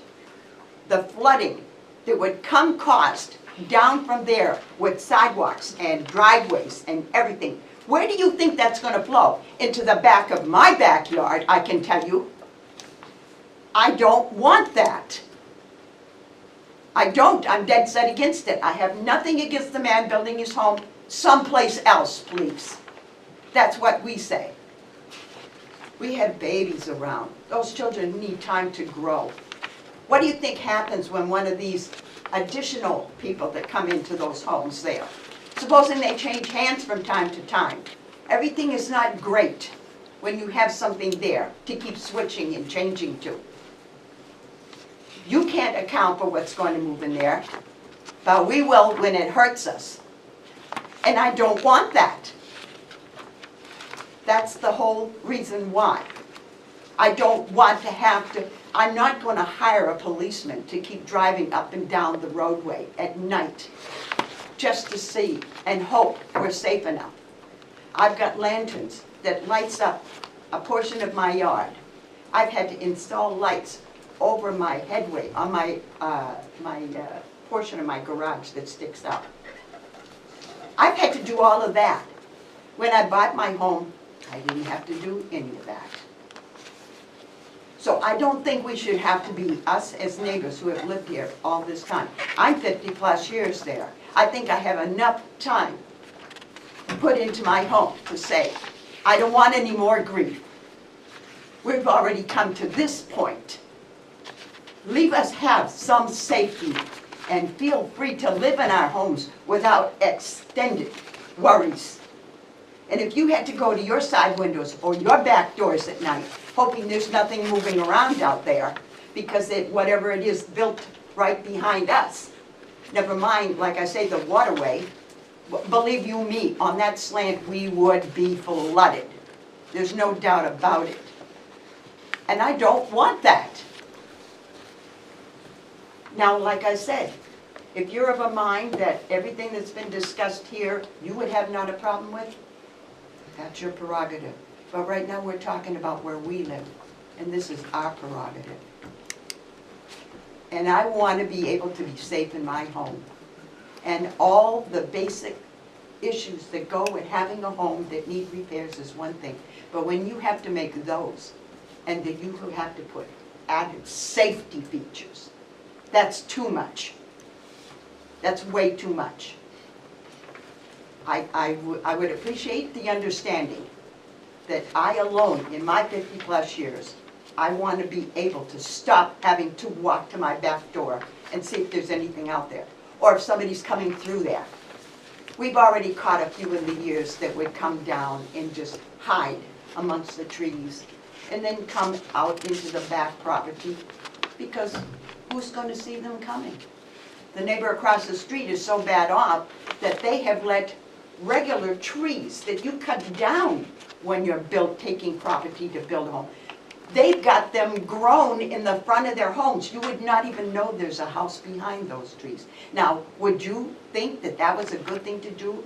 Buy a home and have to leave that growth now take place to hide your home for whatever reason you feel unsafe or whatever? But it's happened. Half the people that come down the road, and I've had friends come, they don't believe there's a house right there sitting, and it sits right at the frontage of the street. So whatever the reason is, stop and give some God-given sense to what us people are having to do in our neighborhood. Don't add to our grief. Don't add, because someday, sooner than later, you will hear us say, you made a very bad decision. So if there's nothing else to be said, and I'm sorry if you feel I've taken too much time, but I could not go home tonight and go to sleep and say, if I had not got up and told God's truth, they would think we're all okay with it. And we're not. And we're not. And shame on all of you, if you hadn't had enough time, that you work for your home, that you don't understand this. Thank you. Anybody else?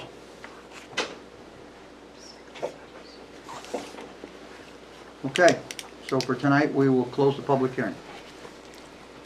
And then request to continue, or make a motion to continue it. I don't think we voted on it. The request has been made to continue this to December 15th. Can I make another comment about for design? Yeah, please, before we do that. Okay, so, sorry, I'm just gonna add one more comment, about the functional assessment. We need a map with this, because I have read this and read this and read this, and I have no idea which wetlands he's talking about. And he keeps insinuating that there might be a vernal pool, and that it is a vernal pool, or that it has vernal pool characteristics. I'm not sure which wetland that they're talking about, but it appears that the potential vernal pool is the one that the driveway is running smack near or close to, and so I need clarification. He talks about central, isolated, southeastern. I don't need you to show me on the map. I want a map in this report next time we get it. I will sit down with Paul and make a good map for you, man. Okay, and I want the NHB report, because that's going to come back with a hit, definitely. I'm pretty sure you're going to have Small World Begonia out here too, but let's let the state tell us that. And then I want to see that this is not highest ranked habitat. And then I'm going to have a quibble about this being a potential vernal pool or not. So I think he needs to go back to his field notes and give us more clarification on that. So. A motion has been made to grant the continuance to 12:15 by Jim, second by Phil. Any discussion on the motion? All those in favor say aye. Aye. Opposed? Abstentions? Meeting is continued to 12:15. Everyone that's here tonight is welcome to come back. Please call the planning office the day before or the day of the meeting in case there is another request for a continuance, so you don't waste your time coming out here and finding out here that something's been changed. I prefer you find out at home and not trek all the way down here. Okay, folks? I'm not saying it's gonna happen, I'm just trying to prevent hard feelings. So anybody that's leaving the room, take your conversations outside, please, only because it comes right through the hallway into the room here, and we have 2 other applications to hear tonight. Thank you very much for coming. Joanne, our next application is map 34, lot 14. Please give us a run on that. So map 34, lot 14 is at 9 Prospect Street. It is owned by Moose Club Park Rentals LLC, and it is in the residential 1 zone. Staff recommends the board find the application complete, having no regional impact, and then separately ask if the applicant would waive the 65-day clock. I'll make a motion that the application is complete, has no regional impact, and therefore I move to accept it. Second. So this is a subdivision plan, or what are we talking about, Joanne? This is a site plan to convert a single-family home Single-family to? into a multi-family, 3 units. There's a motion to find that there's no, that this application is complete, ready to review, and no regional impact. Are there any waiver requests, Joanne? Was there a second on that? Yeah, I seconded it. Okay. There are 2 waivers, there's 3 waivers. There are 2. 2. Okay, Waivers for acceptance purposes only. Yeah, amend my second to incorporate the change that Barbara just made. So the motion has been amended to include waivers, Yeah. grant the waivers for acceptance purposes only. Correct. Any discussion on the motion? All those in favor say aye. Aye. Opposed, abstentions, motion is granted, passes. So, do you need to go into this, or should we let the applicant tell us about it, Joanne? It's pretty simple. You can let the applicant explain. All right. Any questions for staff before we invite the applicant up? He already crashed the party, I think. He already is at the table.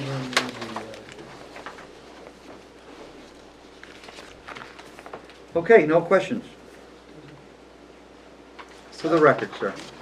Good evening, Matt Peterson with Keach Norsham Associates, here representing the proposed site plan application at 9 Prospect Street in Goffstown, New Hampshire. Take a look at the aerial in front of the board here tonight. Prospect Street is located here, the funeral home at the corner. Our parcel sits right here on the west side of Prospect Street. This is currently, you turn to sheet 1 of your plan set.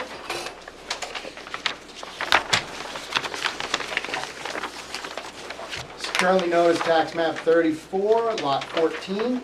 Consists of approximately 13,728 square feet, or about 0.31 acres. Currently is a 1-family building. However, it was a 2-family in the past. My client had spoke to the building department. They were going to be allowed to convert it back to a 2-family based on how it was. But obviously with the market we're in here, with the housing market, if there's an ability to get an extra unit, they decided to hire us and spend the money to see if they could get it through the process of the zoning and planning board to create 3 units at this location. The parcel is zoned residential 1. Before you go on, Matt, is this a permitted use in the zone, Joanne? Yes. Okay, thank you. Yes, we did get a variance to allow the 3rd unit on that there. Our plan set just outlines second sheet.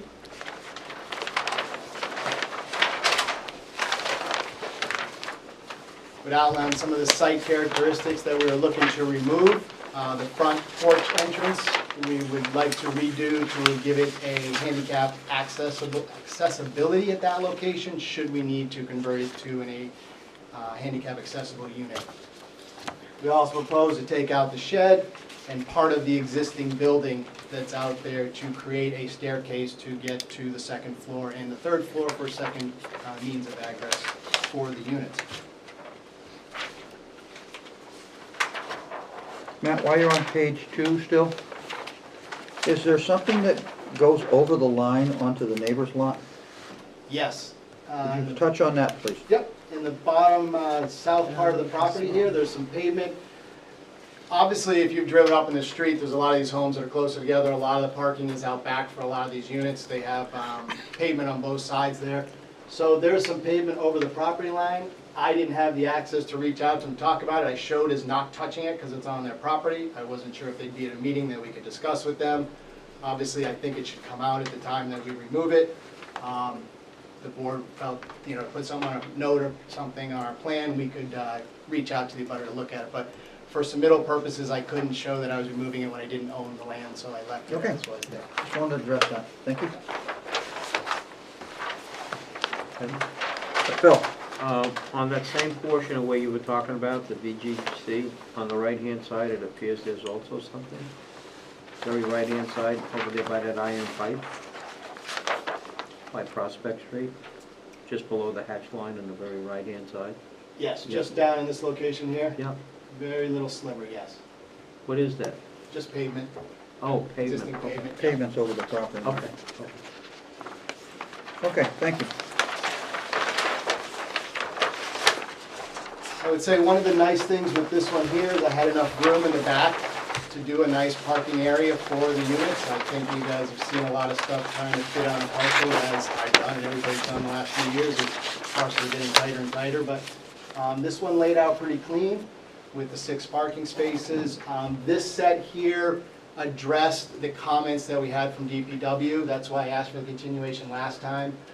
We got it back to them, but they didn't have enough time to give in. I'm not criticizing them, we didn't get back to them in time, but we have addressed, I would say, all the comments. There'll probably be at least a couple more that'll come back as we go back and forth with them. But we added things like a dumpster to this one here. And some other things that they asked for, like we have a tree, and I'll explain in the drainage and stuff like that, but we have a tree filter in the front. They asked for what the species of the tree was, things like that that they had looked for on the DPW comments. I noticed that staff had said that we had addressed their comments. They had time to take a look at it from that. The site plan, as I said, driveway coming in, 6 parking spaces for our tenants, access on the back of the building here to access the 3rd and 2nd floor, access to the 1st floor in the front, and we created a sidewalk to come around so that we would have ADA access to the front of the building, again, if needed on the site.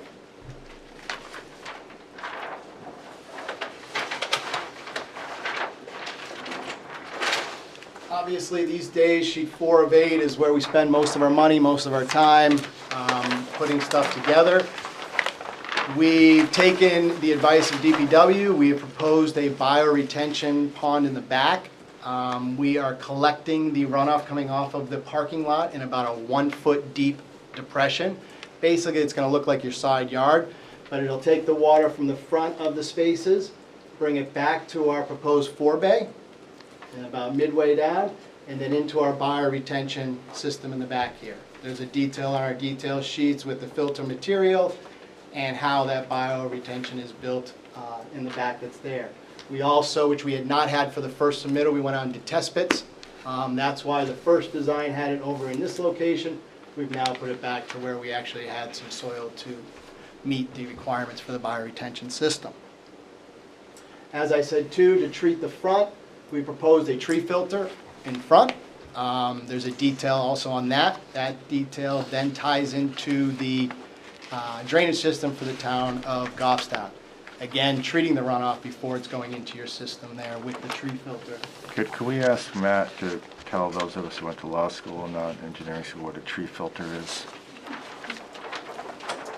So we're seeing a lot of them now. You'll see them in the city of Manchester. I've got them up in Henniker at the college that's there. It's a grate on the side of your sidewalk or your road that's going to have a tree in it. The tree is going to have a mixture of material at the bottom that when the water goes into that there, it'll filter through that filter, and then we have an outlet that'll come out and go into the drainage system. So the water is going to help the tree grow over time, and it's basically one of the DES's treatment facilities that we're being able to use a lot now. We're probably 5-6 years into a lot of them, so Hollis might have more information on it. I'm not sure how successful they are, but They keep accepting them up the state, and they like them, so I assume they're doing some good stuff. Call us retired about that long Yeah, I'm ago. not gonna speak. That's for sure. One second. So I'm sure you've done a detailed drainage report on that. Yep, so we had given the staff the 2, the 10, the 25, and the 50-year storm. Just, we had 2 points of access on this, or 2 points of analysis. We looked at the property, everything kind of is high point here, drains this way, high point here, drains this way. So we have 1 point of access that's here, and our second point of access is the catch basin out in the road here. Well, that's my question, the back one. Yep. So the back one had, for pre-development, for the 25-year storm, had 0.1 CFS offsite. The post from our development is 0.01. So we reduced the runoff by 90% to the back property line. And that's for a 25-year event? That's for the 25-year event. The 50-year event is 0.14, and post is 0.07, so that's a 50% decrease. The 10-year is 0.08 to 0 runoff, about an 80%. And then the 2-year is a 0.05 to 0, which is again a 50%. So we're anywhere from 50 to 90% that we've reduced the runoff to the back property. Again, we've created this the whole length of it here to do that. So my question's for Scott, is that the requirement, we require a 30, what is the last one, which model is the most year, 25-year storm? This is supposed to be designed for the 50, and the pre and post says it is. This bindered copy of the drainage report that I received does not have the HydroCat for the 50-year storm. Okay. I did not receive that, so I couldn't confirm freeboard height and everything. That's one of my comments, but the pre and post seems to work out, but I don't have the data to back. Well, I that have up 2 from the questions. state. One is, in the event that it does overtop the bioretention area Mhm. and goes through that proposed spillway, where does it go from there? The spillway should be designed for the 100-year. Right. So I kind of misspoke when I said it's designed for the 50. This is mainly designed for the 50, but it's supposed to retain the 100-year. Now this spill level, if I remember correctly, is at the 100-year storm. I just don't want to send water to the neighbors Yep. with a new development. Yeah, this, Oh, that's why we've done a bioretention, reducing it by as much as we are. yeah, so the specific criteria in our drainage portion of the regs, this meets. I just need the data Data. to back it up.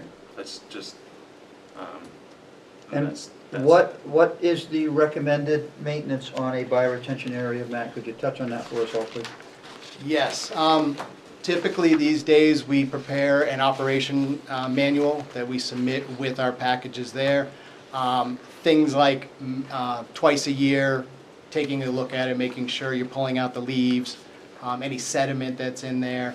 The biggest thing is really, we just finished one of these in Merrimack, and we had to rip it back out after a year. During construction, you can't let the sedimentation or any of that get into the system. If it gets into my fabric, it just doesn't work. So that really, the construction is the biggest part of these.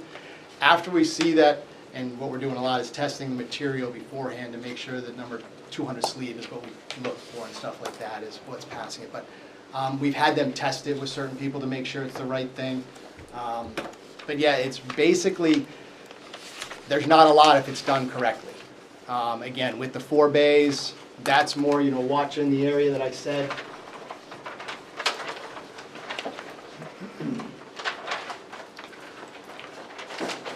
Kind of this area in here, as it's getting to it, keeping an eye on this from your leaves and your sediment and that sort of stuff. So again, spring, fall, maintaining basically just for that. If there is anything in there, you're pulling it out, you're resetting the system and making sure it goes from there. So is the 4-bay grass bottom? The 4-bay is riprap. It's That's riprap, stone, the yes. entire thing? The whole area that's hatched right here, Yeah. that is. Well, what is the area that's to the right of it that's? This is grass. That's all grassy, This but is that all also grass. receives stormwater, that area, correct? This is a slow swale that brings it this direction, yes. Okay. Yep. So then what is the material in the proposed bioretention area? So that First, the bottom of the bioretention sits with 3 inches of 3/8 pea gravel. Okay. Okay, kind of like a ribble stone at the bottom there. And then they have a chart in here, a gradation material chart. And they have to test it to make sure that not more than 15 to 25% is passing the number 200 sieve. Greater, it's less than 5% here with this monetary fines. So it's a mixture of, you know, a sand, topsoil with no fines, moderately fine shredded bark or wood mulch, a loamy coarse sand, and a moderate fine shredded bulk or mulch. So there's a couple ways that they can come up with meeting the criteria and then putting it at that point there. And we have all that on our plans, and this is what they go through. And again, this is why they had to rip it out in Merrimack, because it didn't pass. Once SW Cole did the sampling of it, it didn't pass those criteria. So Scott, what's your recommendation on this for future maintenance? So they have a full explanation of it, and part of it is to watch drawdown, and that's when you know that the system could start to fail. I forget the time of drawdown, but it goes through the whole thing in here. So if you have a drawdown issue, you basically need to reset the base material. Well, my concern is who's going to watch the drawdown? We're not going to have DPW out there looking at it. It's not your job. No, correct. So they need to. So that's how all these maintenance things I work. would think that we would need to have an annual report of some kind provided by the owner or something. If this is going to be the solution to the stormwater on the site, and it's not going to jump the 100-year freeboard and flood the neighbor, we need some assurances that this thing is actually being properly maintained. So that's something you want to think about for a recommendation. Okay. Can I add, are you guys an MS, I assume you're MS4? We are an MS4 right? community, So yeah. I just dealt with this in Merrimack, and part of their MS4. So we're now going through condo associations, and when we build a whole condo association, typically we have a pre-construction meeting with the applicant, and we go through what they're going to build with the DPW and all that. I've actually just had my first post-construction meeting with the new homeowners association, my client that paid me, and DPW and everybody from there. And they're required now, and I think it's an MS4 requirement, I don't stay up with that as much as the towns do. The homeowners association has to submit a letter every July, kind of what you're going on, that says they had it inspected and it passes. Because, I mean, we just did this at the Dartmouth Hitchcock, I mean, every single project we do has a... In this case, it would have to be the landowner, because these are going to be rental units. Oh, absolutely. No, I'm just saying that was an example. I would say you could say the So the business landowner- owner, the landowner, the condo association, I think, you know, should be looking at something like that. And it only makes our life easier to come to these boards and say they're built and they maintain them and stuff like that, so. And what are our, Scott, what are our assurances that this happens? What is our remedy? We have none. Welcome to. That's hard to say. So we currently have a stormwater ordinance put in place. And we have in draft form stormwater standards. And those stormwater standards are going to be what dictates enforcement actions. And we are still going back and forth with our council about who's going to be the enforcing official, like the body. And so I don't know when that'll be complete, but that was part of our MS4 to get that stormwater ordinance and the stormwater standards in place. But I'm not they've looking to punish an applicant. I'm looking to make sure that the stuff that they say is going to work works. And there's only one good old-fashioned thing that makes it work. Some sort of a bond or some sort of a surety that we hold to be sure that it gets done. Okay, so is that something? I don't know if we can do that or not, but it's that's the something only I'm not way you sure hold if we someone's can feet do. to the fire. Because what the problem is that I see is that this is... Well, what about a note on the plan that this has to be inspected and report submitted to the town? Wait, but there is an enforcement because it's an approved site plan. I mean, I get it, but you still have enforcements. I mean, there's... But we don't have people that go out and review and then site plans. Tim, I would expect the drainage report and the stormwater management plan is going to address all of those issues. Okay. O&M plan. There is an O&M. An inspection schedule and a corrective action plan based upon what the inspections turn out to be.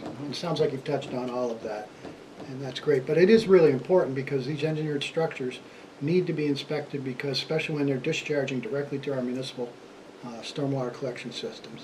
This one is with discharge to the neighbor's property, and that's my concern. No, there's also, he's also right, also discharges this Yeah, front. Out the Yeah. front. Yeah, I think there was The one tree there. filter discharges in I front. understand the tree filter, but not this portion. I gotta go out and look for Oh, these yeah. tree filters. I'm It just saying, sounds like we're it goes to the- drowning it them goes to all your over the drainage system, state. is all I'm saying. If this thing had some sort of a high overflow pipe that went the whole distance back out to the front, to the tree, then I'd say, yeah, it's got someplace to go in the event of an emergency. But Yeah, again, I'm talking .01 CFS in the 25-year I- storm. I No, let's understand your be statement. realistic on how much flow. Okay. Like, it's both sides. Okay. I didn't come up with something that we're talking 35 CFS and we reduced it by 2. I am not, I'm not making any suggestion to that. No, I'm offering information.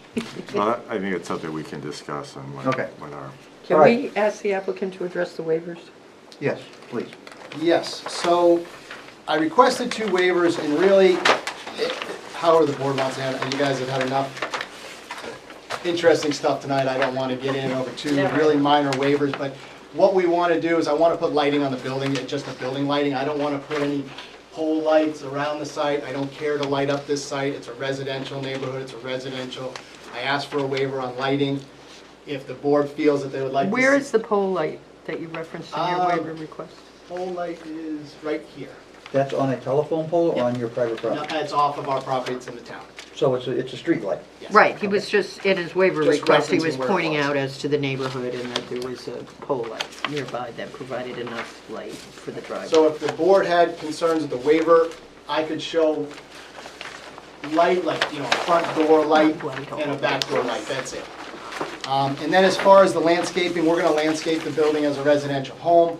Again, I didn't want to meet the full intent of a site plan. If you would like to see something or a note that says they're gonna landscape the building, that's how we're gonna do it. But those were the 2 waivers I was requesting, just because this was kind of in between a commercial and a residential site plan, and I wanted to get your feedback. Are you removing any screening on this development that is presently screening neighbors?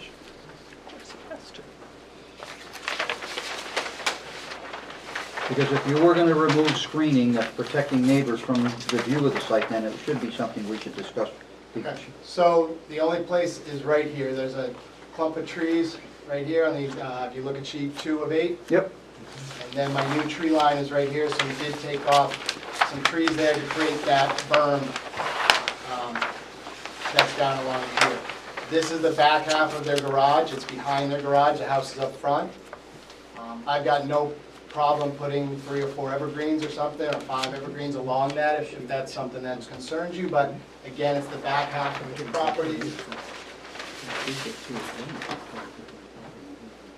And here's the existing house in front, here's the shed that I just told you about, and here's the tree buffer right there. You can see this is all open back here, it's all open everywhere else. So it's just right there, and we'd be buffering the back house, the backyard, not anything else there. Now, you said you don't want to do lighting, you're asking for a waiver on the lighting. Is it your professional opinion that the parking lot is properly lit so that people can see out there to get to the building at night? I mean, how do you It is react my to- professional opinion that it is a residential neighborhood and a residential use, and that people driving in with their cars, just like I do when I go home tonight, can see to park and get to their unit. Okay. Thank you. Phil? Matt, you referenced sheet 2 of 8, is that what you said? Yep. The reason why I'm asking is because the plan I'm looking at only has 5 sheets. 2 of 6. I mean, 6 sheets. Yeah, 2 of 6, I read, I can't. Oh, see it. okay, I'm sorry. I just wanted to make sure we had the same plan. Glasses on, Matt. Go back and forth. Distance I can see, sure. Man, I'm sorry. Once you hit that 50, No problem. Board members, questions for Matt? I think for purposes of the waiver, if the proposed lighting was shown and that it meets the zoning ordinance, we don't need a full Lighting plan. lighting plans unless Scott thinks differently or Joanne, because the usual exception is residential use and no substantial change to the exterior of the property. And so we grant that waiver of that, showing that the proposed lighting. And the landscaping, we also grant the waiver for the same reason. Barbara? I think the granting of this variance presents the issue. Waiver. The granting of the variance presents an issue for this board as to the waiver request, because the ZBA grants essentially what we consider a business use, right? Multifamily, we have different rules, to occur in a residential zone. And then we have them coming into the residential zone and saying, we don't even want the standards that we applied to do, i.e. be a commercial use in the residential district. I mean, I think, you know, I'm sort of much more sympathetic to the lighting request, because you don't want your neighbors putting lights up all over the place if you don't want them. I don't even know what we'd show on a plan compared to what anybody might do when they put up a little light outside their door. But it presents the dilemma of when these kind of variances are granted as to what you do with these requests, because we have people come in for landscaping variances all the time, and we give them a hard time, quite honestly. Yep. And make them put notes on the plan as to what the calculation for the landscaping would be. So, I'm not saying that Jim's request, given the application, is not appropriate, but I do think I want to see the trees at a minimum in there. I didn't make my motion with passion, I just wanted to get it on the table, so we can do something. Yeah, that's right. Could I add to the board that I would show landscaping typically around the house, and then I'll add landscaping along the buffers as discussed here, but that it would potentially, I don't even know if it doesn't, but potentially doesn't meet the letter of the law of the landscaping regulations, but it would meet a residential neighborhood landscaping. What you could do is you could go to our regulations, which have tree counts and shrub No, counts. I get that. I'm and sure you it's could, gonna and be you could more. calculate what percentage of that requirement you're going to accomplish. I will meet the 20%? landscaping. Yeah, I was gonna say, I got I it. agree we could waive the lighting thing. I don't got think it. that's a big issue, but showing I'll meet the landscaping landscape. also. So if you does could just not- show us what I'm percentage gonna you're meet it. proposing to Yeah. meet, and I'll that meet way it would give us That's not- something I that we mean, I can don't hang want on him to that. screw up his design, because I think he's No, got no, the no. drainage It's not. all It's set. not a big We'll ask. figure it out. It's not. Okay, I'll figure all it right. out. I withdraw Moving the on. motion. Yeah, moving on. With passion, I will withdraw it. One- One question I didn't ask, Matt, are you proposing any changes to the building, or is it the footprint of the building? No. Are you enlarging the building or No, anything? we're shrinking the building, actually. Okay, I saw you talk about the demolition portion of it, but you're not adding on to the house itself, you're working within the confines. They're So, adding a half Hold on, story. a little combination of that. So, on sheet 2 of 8, that's 6, sorry. Don't get Phil confused. We took out the back half of this Yep, building here. saw that. Okay? Then you go to the site plan, we did add on the staircase. Okay, So, you know, that's all right. the staircase is in the place of where the building was, so a little bit of both. Take out some, but put the staircase Are you down. raising the roof? No. Okay, so it's So staying, So the existing third, so there's a half story on the existing, but there's enough room to Yeah, we add the come- full story without raising the roof? That's what I've been told. I'm not gonna, you can come back with an answer if you need to get one, Matt, we're not gonna hold you to It's it. probably invented architects. It's not that we're gonna say you can or can't do it, we just want, just kind of get an overview of what the project is. Big house.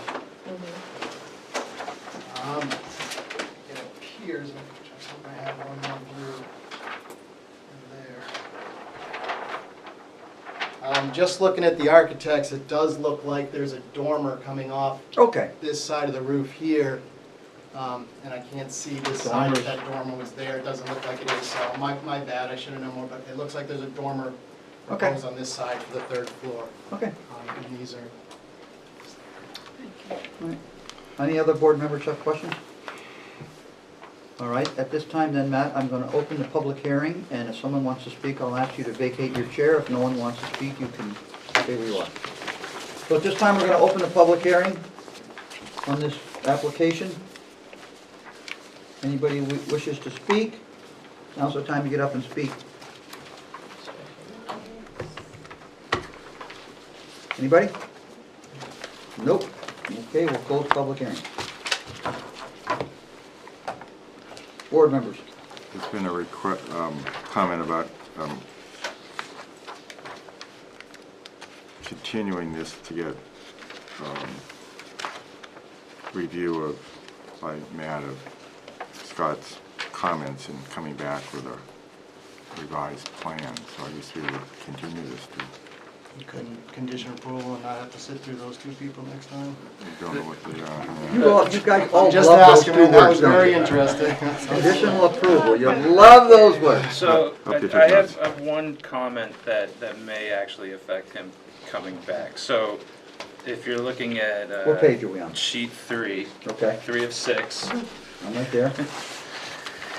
at this opening at the driveway, there's this proposed gravel area along the edge of the driveway.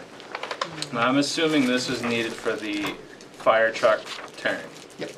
So this gravel section is closer than 10 feet to the property line. So I think since it needs to be there for the truck turn, I consider it part of the driveway, so if the driveway has to stay here, I believe he needs to request a waiver.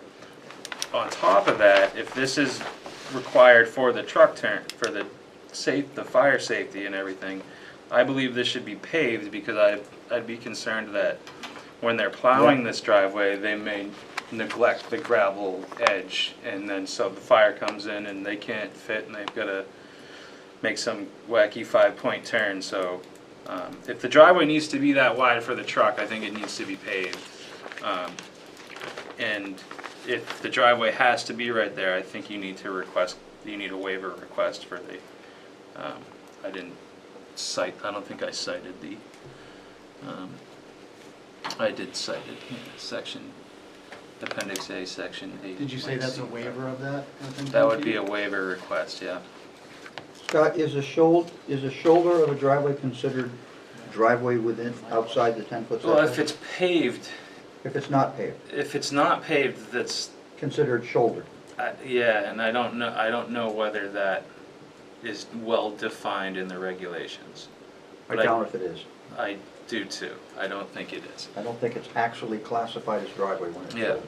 But I don't know, does my concern about the fire truck and not having those shoulder plowed, is that a legitimate concern?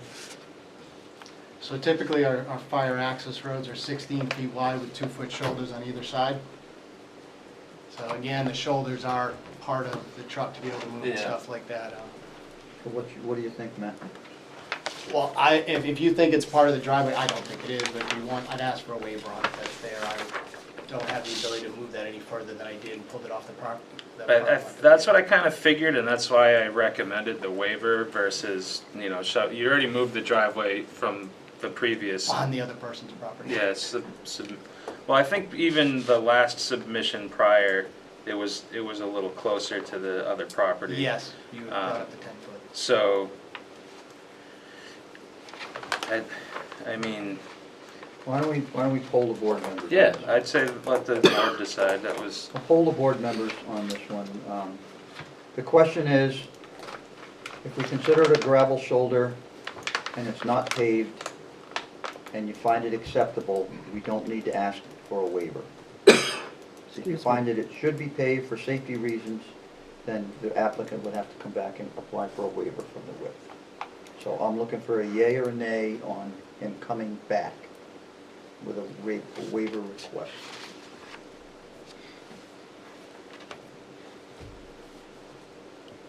Can we go around the room here, see what happens? Yeah, I have a question. I'm assuming one of our goals is to minimize pavement. So, unless there's some compelling reason, I'm hard pressed to say it should be paved, unless it's a travel way. But from what I just heard from either Matt or Scott, you have that for overhanger vehicles, but it's not required to be paved for actual access. So I guess I'm troubled. I don't see a compelling reason to have it paved, but somebody can instruct me otherwise that no, you do need it for the fire access. Well, properly compacted gravel with the right makeup can be as hard as paving. You just got to make sure you use the right gravel. I mean, we had an applicant wanted to put stone on both sides of a NSTA driveway for trench drain. And I argued that you can't have crushed stone on the edge of the driveway. First time the fire truck wheel hits it, it's gonna just drop right down to the front axle, and that's as far as the fire truck's going. Well, I would move that we, if I may, and you want to take a poll, that we allow the gravel area with some specifications to Scott's approval and not require a waiver for the For the driveway width. The driveway location to the property line. So is this an actual waiver, Jim? We just, have a straw I don't poll? know. I don't know how we define driveway, if we can define it so it's not part of the driveway, but it's gravel. I don't know, is it hay or straw? This has become a commercial. Well, it just creates a problem when these things come over. Because it's a neighborhood, they're actually decreasing the pavement, right? They're ripping up the existing driveway Well, that they're goes putting to a lot the in edge. there. I think there's more pavement. I think there's more pavement. Well, because they're adding it in the back, but from a neighborhood standpoint, which is part of our concern from the street side, it sort of will look better, right? It won't be all pavement. I note that there is, as the last sheet I have, which is none of none, one of one, it's the fire truck turning exhibit. Did the fire department see this? Because they don't particularly have This package was resubmitted last Tuesday before or so, so I'm not sure. Fires received this, didn't they? Yeah. yeah, so, confirm the apparatus ability to turn into driveway, which they've done, so. Phil? Well, if I recall, we had a discussion about property over on Elm Street, over by the elementary school, and we had a concern about the fire truck accessing the property, and we were told that they would access it from the street. Right. So you have Prospect Street right there. They can access the property from the street. Right.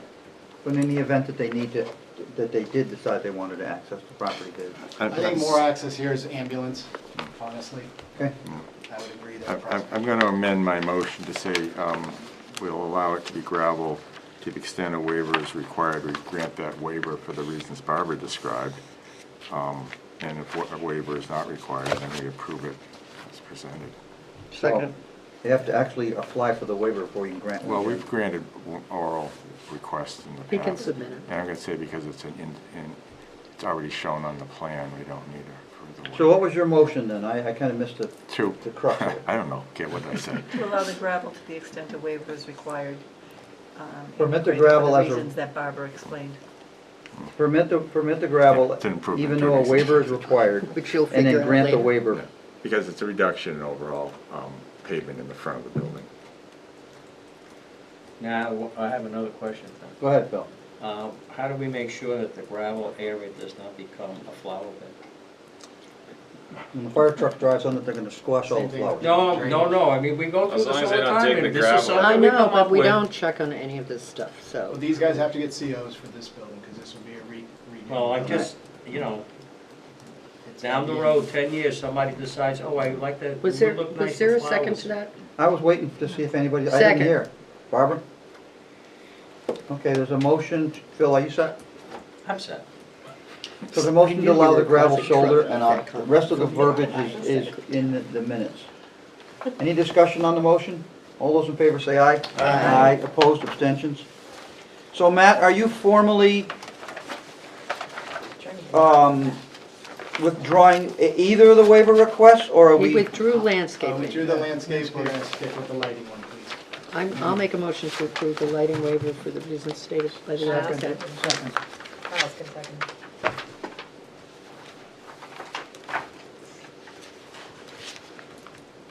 We're waiving the plan, but not compliance with the zoning ordinance for light. So there's a motion to approve the waiver for the lighting, section 4.c.22. Any discussion on the motion? All those in favor say aye. Aye. Opposed, abstentions. So what's left to be worked out, Joanne? Just this, some stuff with Scott? Yes. Well, and landscape. Yeah, landscape waiver request. So do we have to see a landscape plan? No. No. I don't think so. Well, is that, if it complies, do we have If it it, complies. have that as a condition to the? Yeah, Yeah. He's gonna be website? looking, he's gonna be looking for a percentage of the requirement. I think I heard him say. No, I'll He'll set just all meet the it. requirements. He's just gonna meet it. So you're gonna meet the requirement. If I can, I'd come back and say, well, yes, I'm gonna meet the requirements of that. He really doesn't want to come back December So, 15th. So that means, This is my so that third meeting means, this week. that meant we would, You're buying more bushes. so that means we would permit him to submit a landscaping plan to staff? yes, satisfactory. handled to- administratively? to- to- Right, yes. to- Right. To confirm that it applies to our landscaping standards. And any other My outstanding comments are issues? pretty minor. How about the business with the bioretention pond Yeah, so maintenance it's and got such? annual inspection reports, and then they'll be required to submit a letter to us. The surety thing's a slippery slope, I don't know. No, I'm fine with, I'm just throwing that out there because it's the only way you can hold people Yeah. to anything. Does that, do you want, should that go to you or to planning? It usually goes to both. To Yeah, both, we to can have it cover DPW and both, planning? yeah. Okay. I'll move that we approve with the conditions in the plan, the waivers we just granted, the requirement that a landscaping plan be shown that meets our standards as determined by the planning director, and that the town engineer's comments be addressed to the satisfaction of the town engineer. Second. So then put down 19 conditions for approval. Yeah, you Yes. said with conditions. And do we have to state the findings of fact as well? And the findings of facts are that they, yeah, as stated. They're in there, we'll just submit them for the record. Yeah, it's on page 23. Yeah. And on the condition that any shoulds in the conditions be changed to shalls. But I think we have them. Okay, so there's a motion to grant, to approve this application with conditions and other issues that need to be addressed administratively. Is that correct? I need a second. Barbara Yeah, seconded it. Oh, okay. Any discussion on the motion? All those in favor say aye. Aye. Those opposed, abstentions? Matt, you're on your way. Thank you very much. Thank you. Have a great night. We'll waive the requirement of a discussion of impact on people living for 15 minutes.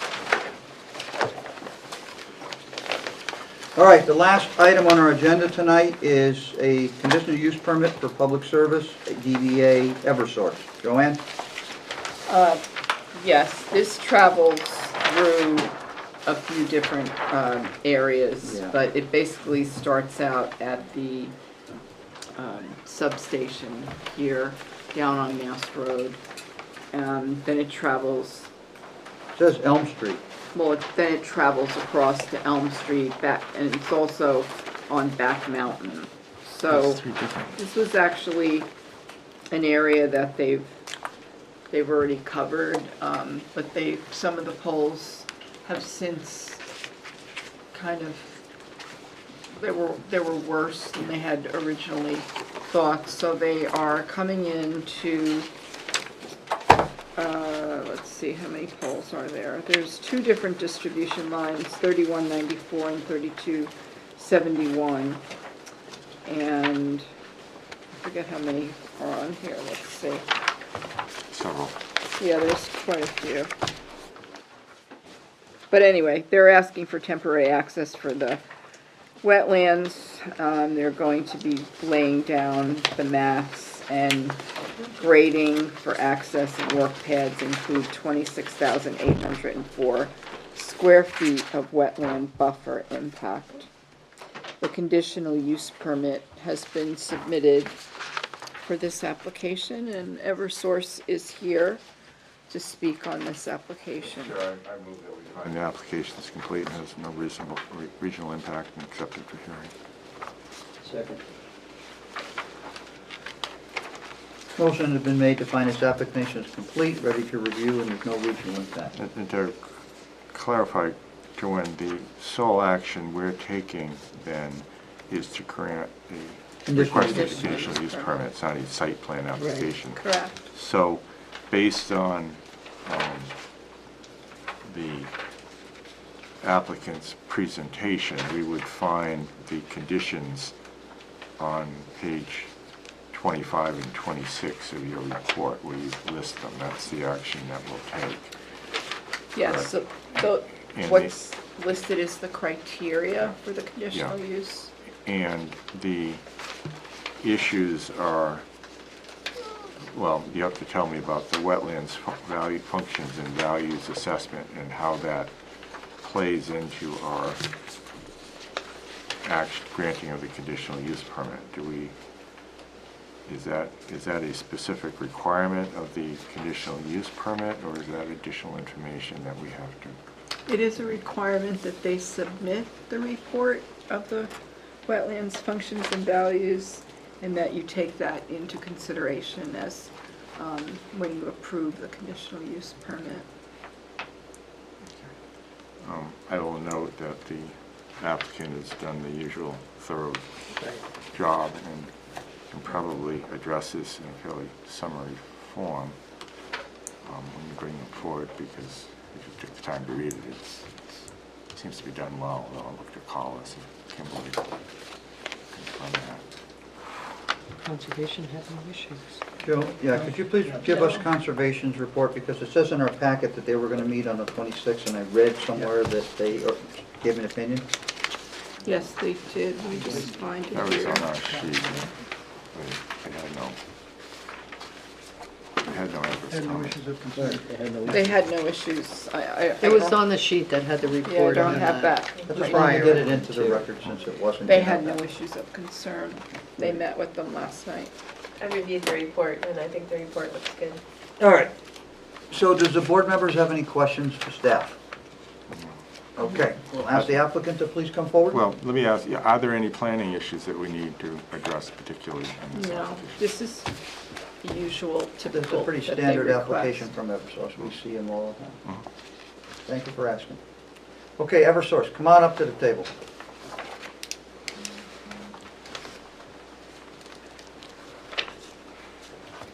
Good evening. I'm Ashley Fern with Eversource Licensing and Permitting. Ashley, could you tell me your last name Yep, again? Friend, F-R-I-E-N-D. And I'm Logan Young. I'm with GZA Geoenvironmental on behalf of Eversource. Okay. So why don't you give us an overview of what's going on? And brevity is a wonderful thing. Would you like to, or do you want me to start? I'll let you go. So as was just summarized in our, for what we're talking about here are replacements of existing distribution structures in two locations in Goffstown. How many? 6 total. Okay.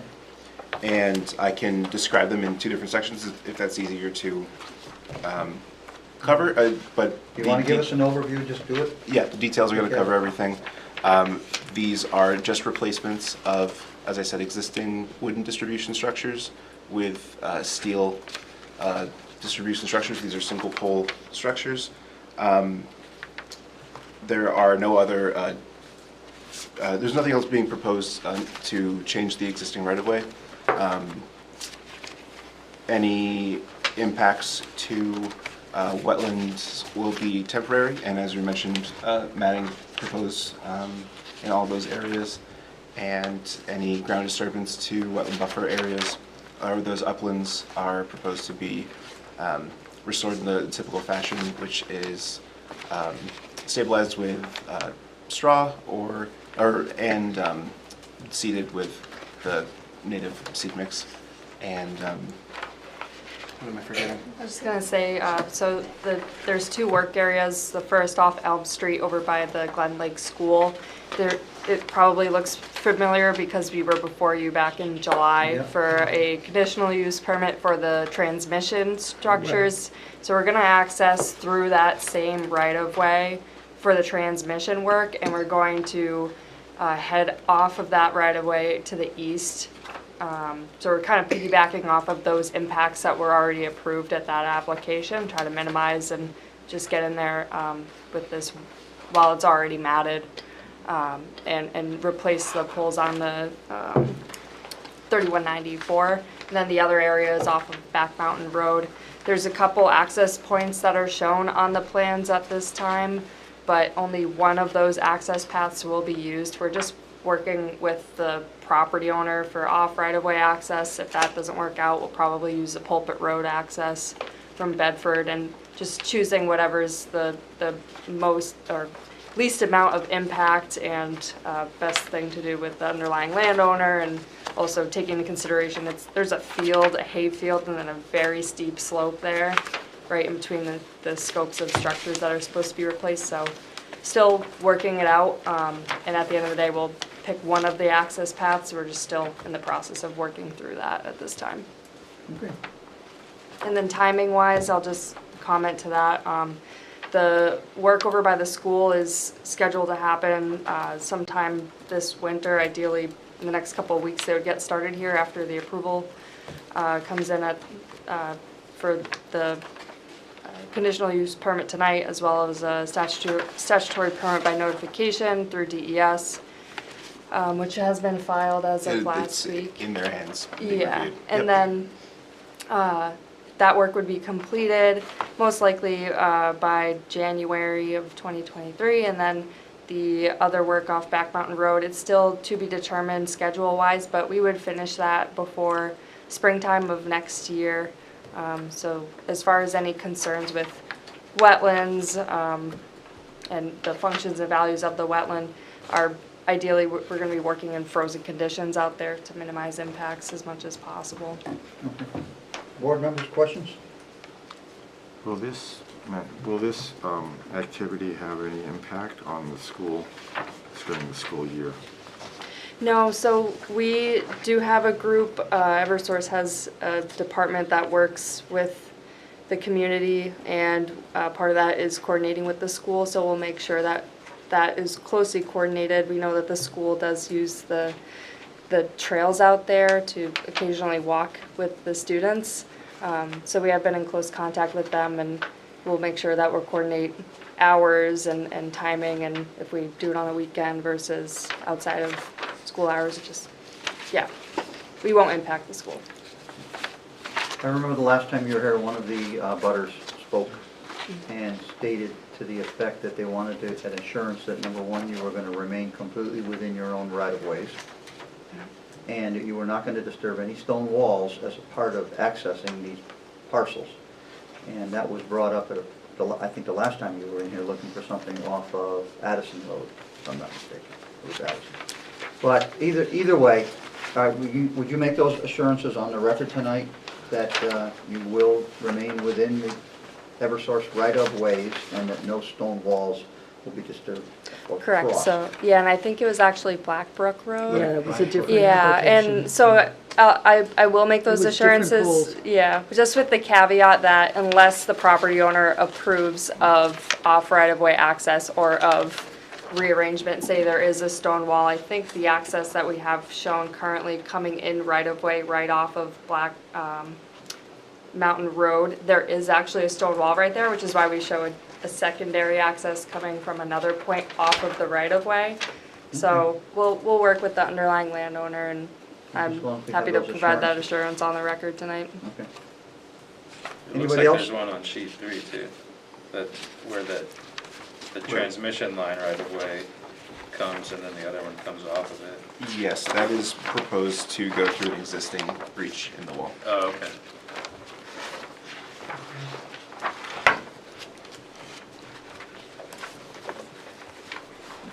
I still believe stone walls are sacred. Okay, any other board members have questions for the applicant? No. Before we go through the whole conditional Yeah, use that's right. standard, I'd like to open a public hearing. So, at this time, if we have someone who wants to speak, you folks will vacate the chairs. If not, you can stay right where you are. So at this time, we'll open the public hearing. I already witnessed that, but I'm just writing down here. Okay, since no one wants to speak, we'll close the public hearing. So at this time, we'll go through the conditional use permit statements, and you can, can we accept their written record, Jim, or do we have No, to speak them? No, we can accept their written record as in the So record. we need to have a motion to that effect? Well, I'll move that we accept their written explanation of the conditional, how they satisfy the conditional use permits and waive the reading thereof. I like those words. Waive the reading. Yeah, Ralph, definitely. You need the thereof. Yeah, you do. Otherwise it doesn't sound oily enough. Theo. All right, so Jim, you made a motion. Who seconded? Barbara? I did. Who did? I made a, I'll second. You did, Phil? Thank you. Okay, we have a motion to accept the conditional use permit statements and waive the reading thereof. All those in favor say aye. Aye. Aye, opposed, abstentions, done. You'll find the findings of fact on a separate sheet behind the handout that you received tonight with the list of correspondence. Which I've already lost. Aha.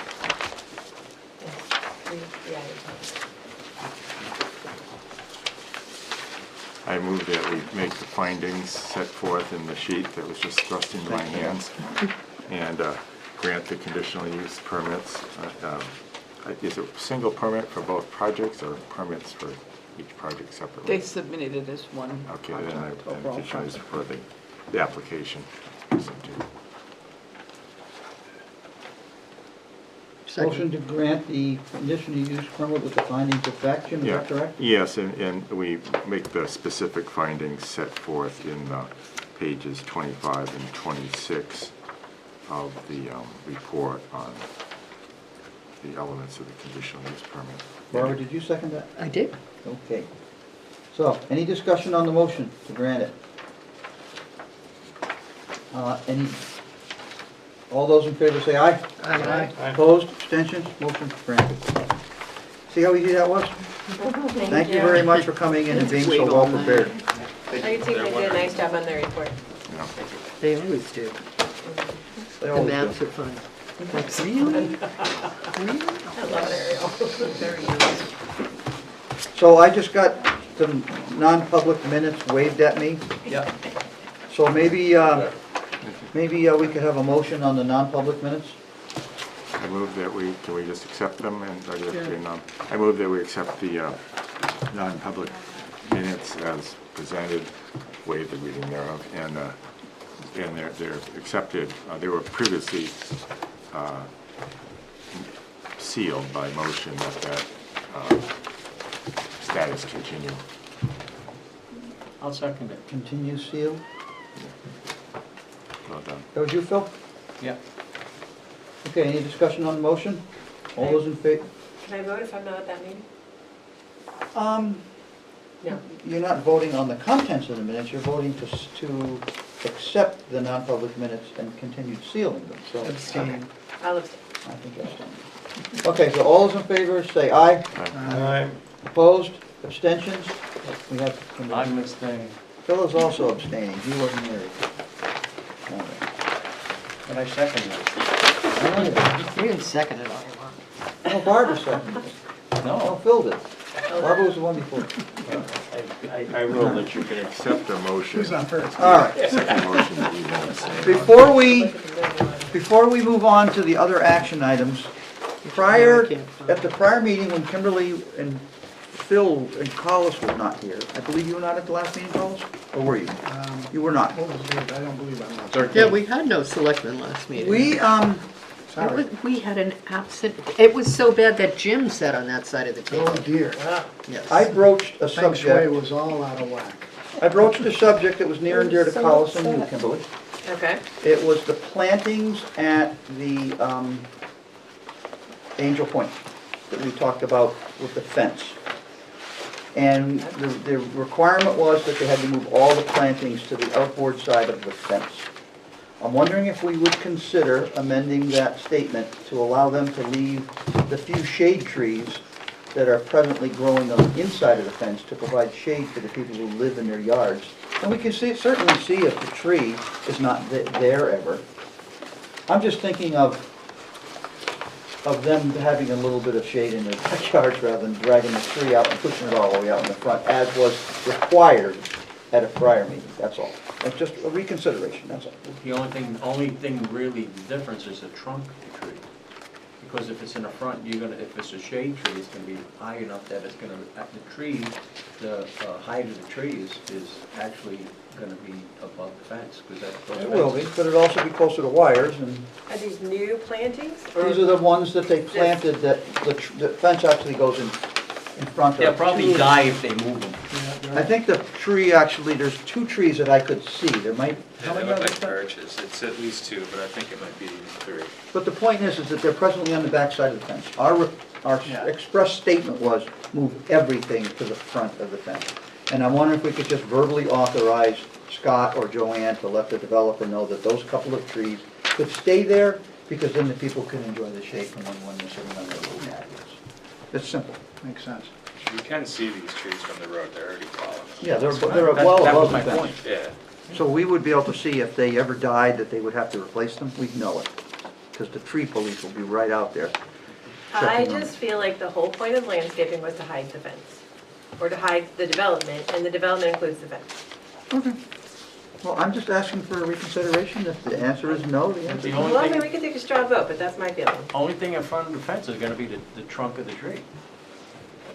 Still not a fence. Can I have some clarification? Didn't they just duplicate some plantings out front? I need to confirm with them. I haven't reached back out. They actually, I think since the last meeting, I think they think they're done, because they've bark mulched, and they even added some stone in some areas. I Right, think I they were saw getting that. some washout, and that's probably why they added the stone. So I'll reach out to Lamontagne. I will count the trees that are in front of the fence, and see if we already had issues with counts over there with them, so I think we kind of have to count them. But I'll see if they said, no, the tree that was back there, we duplicated out front. I don't believe that is the case, though, because Because they talked about it. but I don't see those taller trees on the front side at all, so I don't think we got a I personally one-for-one think swap. the way they did the plantings is very nice. I think it looks This great, side, I too. think that the fence adds a backdrop to the vegetation and plantings, that I think is very nice. And I can do whatever I don't the have board any issue decides. with the way it looks now, I but we think they probably actually ought to added know some what's stuff, there. I haven't confirmed. I will All right, so let's confirm. do a straw poll. We'll start with David. David, the question is a yay or nay. A yay is to let them leave the few trees behind the fence. A nay is to move them to the front. So Dave? Yay. Jim? I'm going to abstain because I wasn't here in the initial discussion. I don't really care. Okay, Barbara? I think it's fine. Kimberly? I'd like them on the outside of the fence. I think it's okay to leave them the way they are. Yay. Phil? Yay. And Collis? Yes. Okay, so unfortunately, you I'm the only didn't one. win. That's fine. So, Yeah, but you did make it better, you foresee. Please, yes, you did make it better. So Scott or Joanne, either one of you or both of you, you could let the applicant, Lamontagne Builders, know that those couple of trees that are in the side of the fence are the okay to leave them. Provided that the outer ones still meet the count. Okay, yep. Okay? Yep. So And can we have a plan that matches what's there for the outside? Because what's yes, I will ask inside. for an as-built, yeah. Yeah, and they're gonna do a new plan, Joanne, for the next phase of those condos. It's actually gonna show everything before it all gets built. Yes. Thank you. Yeah, they're using the same landscape architect. They're gonna show where the fence is proposed, where all the All right. plantings will We're, be. we're getting close to 10 o'clock and we all love to go home. So let's go back to the action items. Joanne, proposed zoning changes to look over for future meeting. Quick. So I handed those out at the last meeting. Okay. They'll all be included in your packet, so our next meeting is November 10th, and it's a workshop. But I'd like you to look at it ahead of time, so if you have any questions, you can send them to me, and I can be more prepared to answer what questions you may. That's this one? Yeah. If I can just have a comment? Please. I'm going to have a lot of discussion on this split lot change. I don't understand why you're coming forward with this, and to me, and I'm in an area of town that's affected, and I think you have my lot, and I'm not actually, there's a zone, but my lot is actually zoned as one thing and colored. This project is more of a committee to review, not a zoning change to go through in one. That was I agree with that. I'm hesitant. one of the things I wanted to bring up. This was something Derek had suggested as the zoning code person, because something came in that went to the zoning board and it had a split zone lot on there recently. When I looked through the maps and I tried to pick out all of the split zone lots. Patty and I sat down and talked about it, and there's a lot of issues with it because like you So said. this is a study committee, this is not a Your zoning change. area, you've got the conservation land. It is. Some of them in Pinardville may be pretty cut and dry, but if you'd rather have the Shouldn't committee. it be on a case-by-case basis? I'm gonna move that we take that off of this year's ordinance changes and Okay. then spend some time on it, because there are too many issues involved with split zones, if you're gonna do it as a, Sometimes they're appropriate. that's exactly, and so I would not support this Okay, amendment that's as presented anyway. There's also in, Well, we have to act on Jim's note. Oh, I'm sorry. Well, we don't have to, but it's just, I'm just. Well, telling you. Joanne can prepare less stuff for next week, second. Okay. So who seconded that one? Me. So Jim made a motion to remove the split zone lot from the zoning amendment change, right? Is that correct, Jim? Correct, yeah, Okay. and So it's been made by Jim, second by Barbara. Any discussion? All those in favor say aye. Aye. Aye, opposed, abstentions, aye. Okay. The next thing down, you come all the way down to number 11, new proposed zoning change for violation. For That- review at the November 10th workshop. I received this from Derek this morning. This is something the new code enforcement officer. addition of the Or, not sure what his title Do is. we have a I think it's copy of that, building Joanne? inspector. It was on the table. It's attached to the list of what you're reading from. It should be right behind there. Derek told me that Derek was the code enforcement. I didn't get that. Derek's the code No, it was a enforcement. separate piece of paper in Well, our we don't have to files right decide here. these now, you're just teeing them up Right, for us to yeah, look you're at, just so. showing them to I'm- My understanding is there's been a new one that's been hired. I'm gonna move that we've had enough beating of this for now, because she's just telling us what's coming down the pike, and we move Yeah, to well, no, adjourn. we'll find out when we open our package, Okay. include it. But I wasn't here, but I want to bring something up. I'd like us to look at Article 6.4. You see, find it on page 65. This is the article that talks about signs and specifically prohibited signs, electronic messaging boards, how frequently they can change, motion, all that sort of stuff, because there's signs up and down this town that are gross violation of the existing ordinance. So if we're not going to enforce to it, what are we going to do? We're going to change it, we're going to turn our heads away, what are we going to do? When it talks about it can't change any more than once every 15 seconds, we got signs changing every 3 or 4 seconds. Well, we had a couple changed. We Yeah. complained about that last meeting. I did- Apparently, they've gone out. and I don't know if changed they've all changed, because I went by one of them and I thought we talked about, and I counted 7 seconds, just at 5 o'clock this morning. Yeah, I counted 3 and 4 seconds at some of them. When you go down to Pinardville, like Super says, I mean, they got spinning wheels and fireworks going off and things swiping in from the. I will say outside, one thing, right? I will say one thing in defense of the police department sign, which is the biggest violator, Which was Right. the first. okay? Yeah. The police And the department problem sign child is that the started same- it all, It's Phil. the same color lettering on the same background, and it scrolls. It's not as offensive as some of the other LED lights that go white in your face, and then go blue in your face. It's a lot. It's a Okay, lot granted. older. I move to adjourn. No, it was, I second. Wait, That was a before- behind-the-scenes, not approved deal. It Before I accept appeared. that motion, was It there was any a other business tonight? disaster. Motion to No, It's already been made by Phil. Seconded by me. Nothing else, Joanne? that's it. We have a motion to adjourn. second. You're not the only one who doesn't forget, No, we Phil. already have it. You're not, no. Jim Raymond, Kimberly Peace. Yeah. Okay, all those in favor, say aye. Aye. Opposed, abstentions? Nice try, Phil. Thank you, GTV, we are done.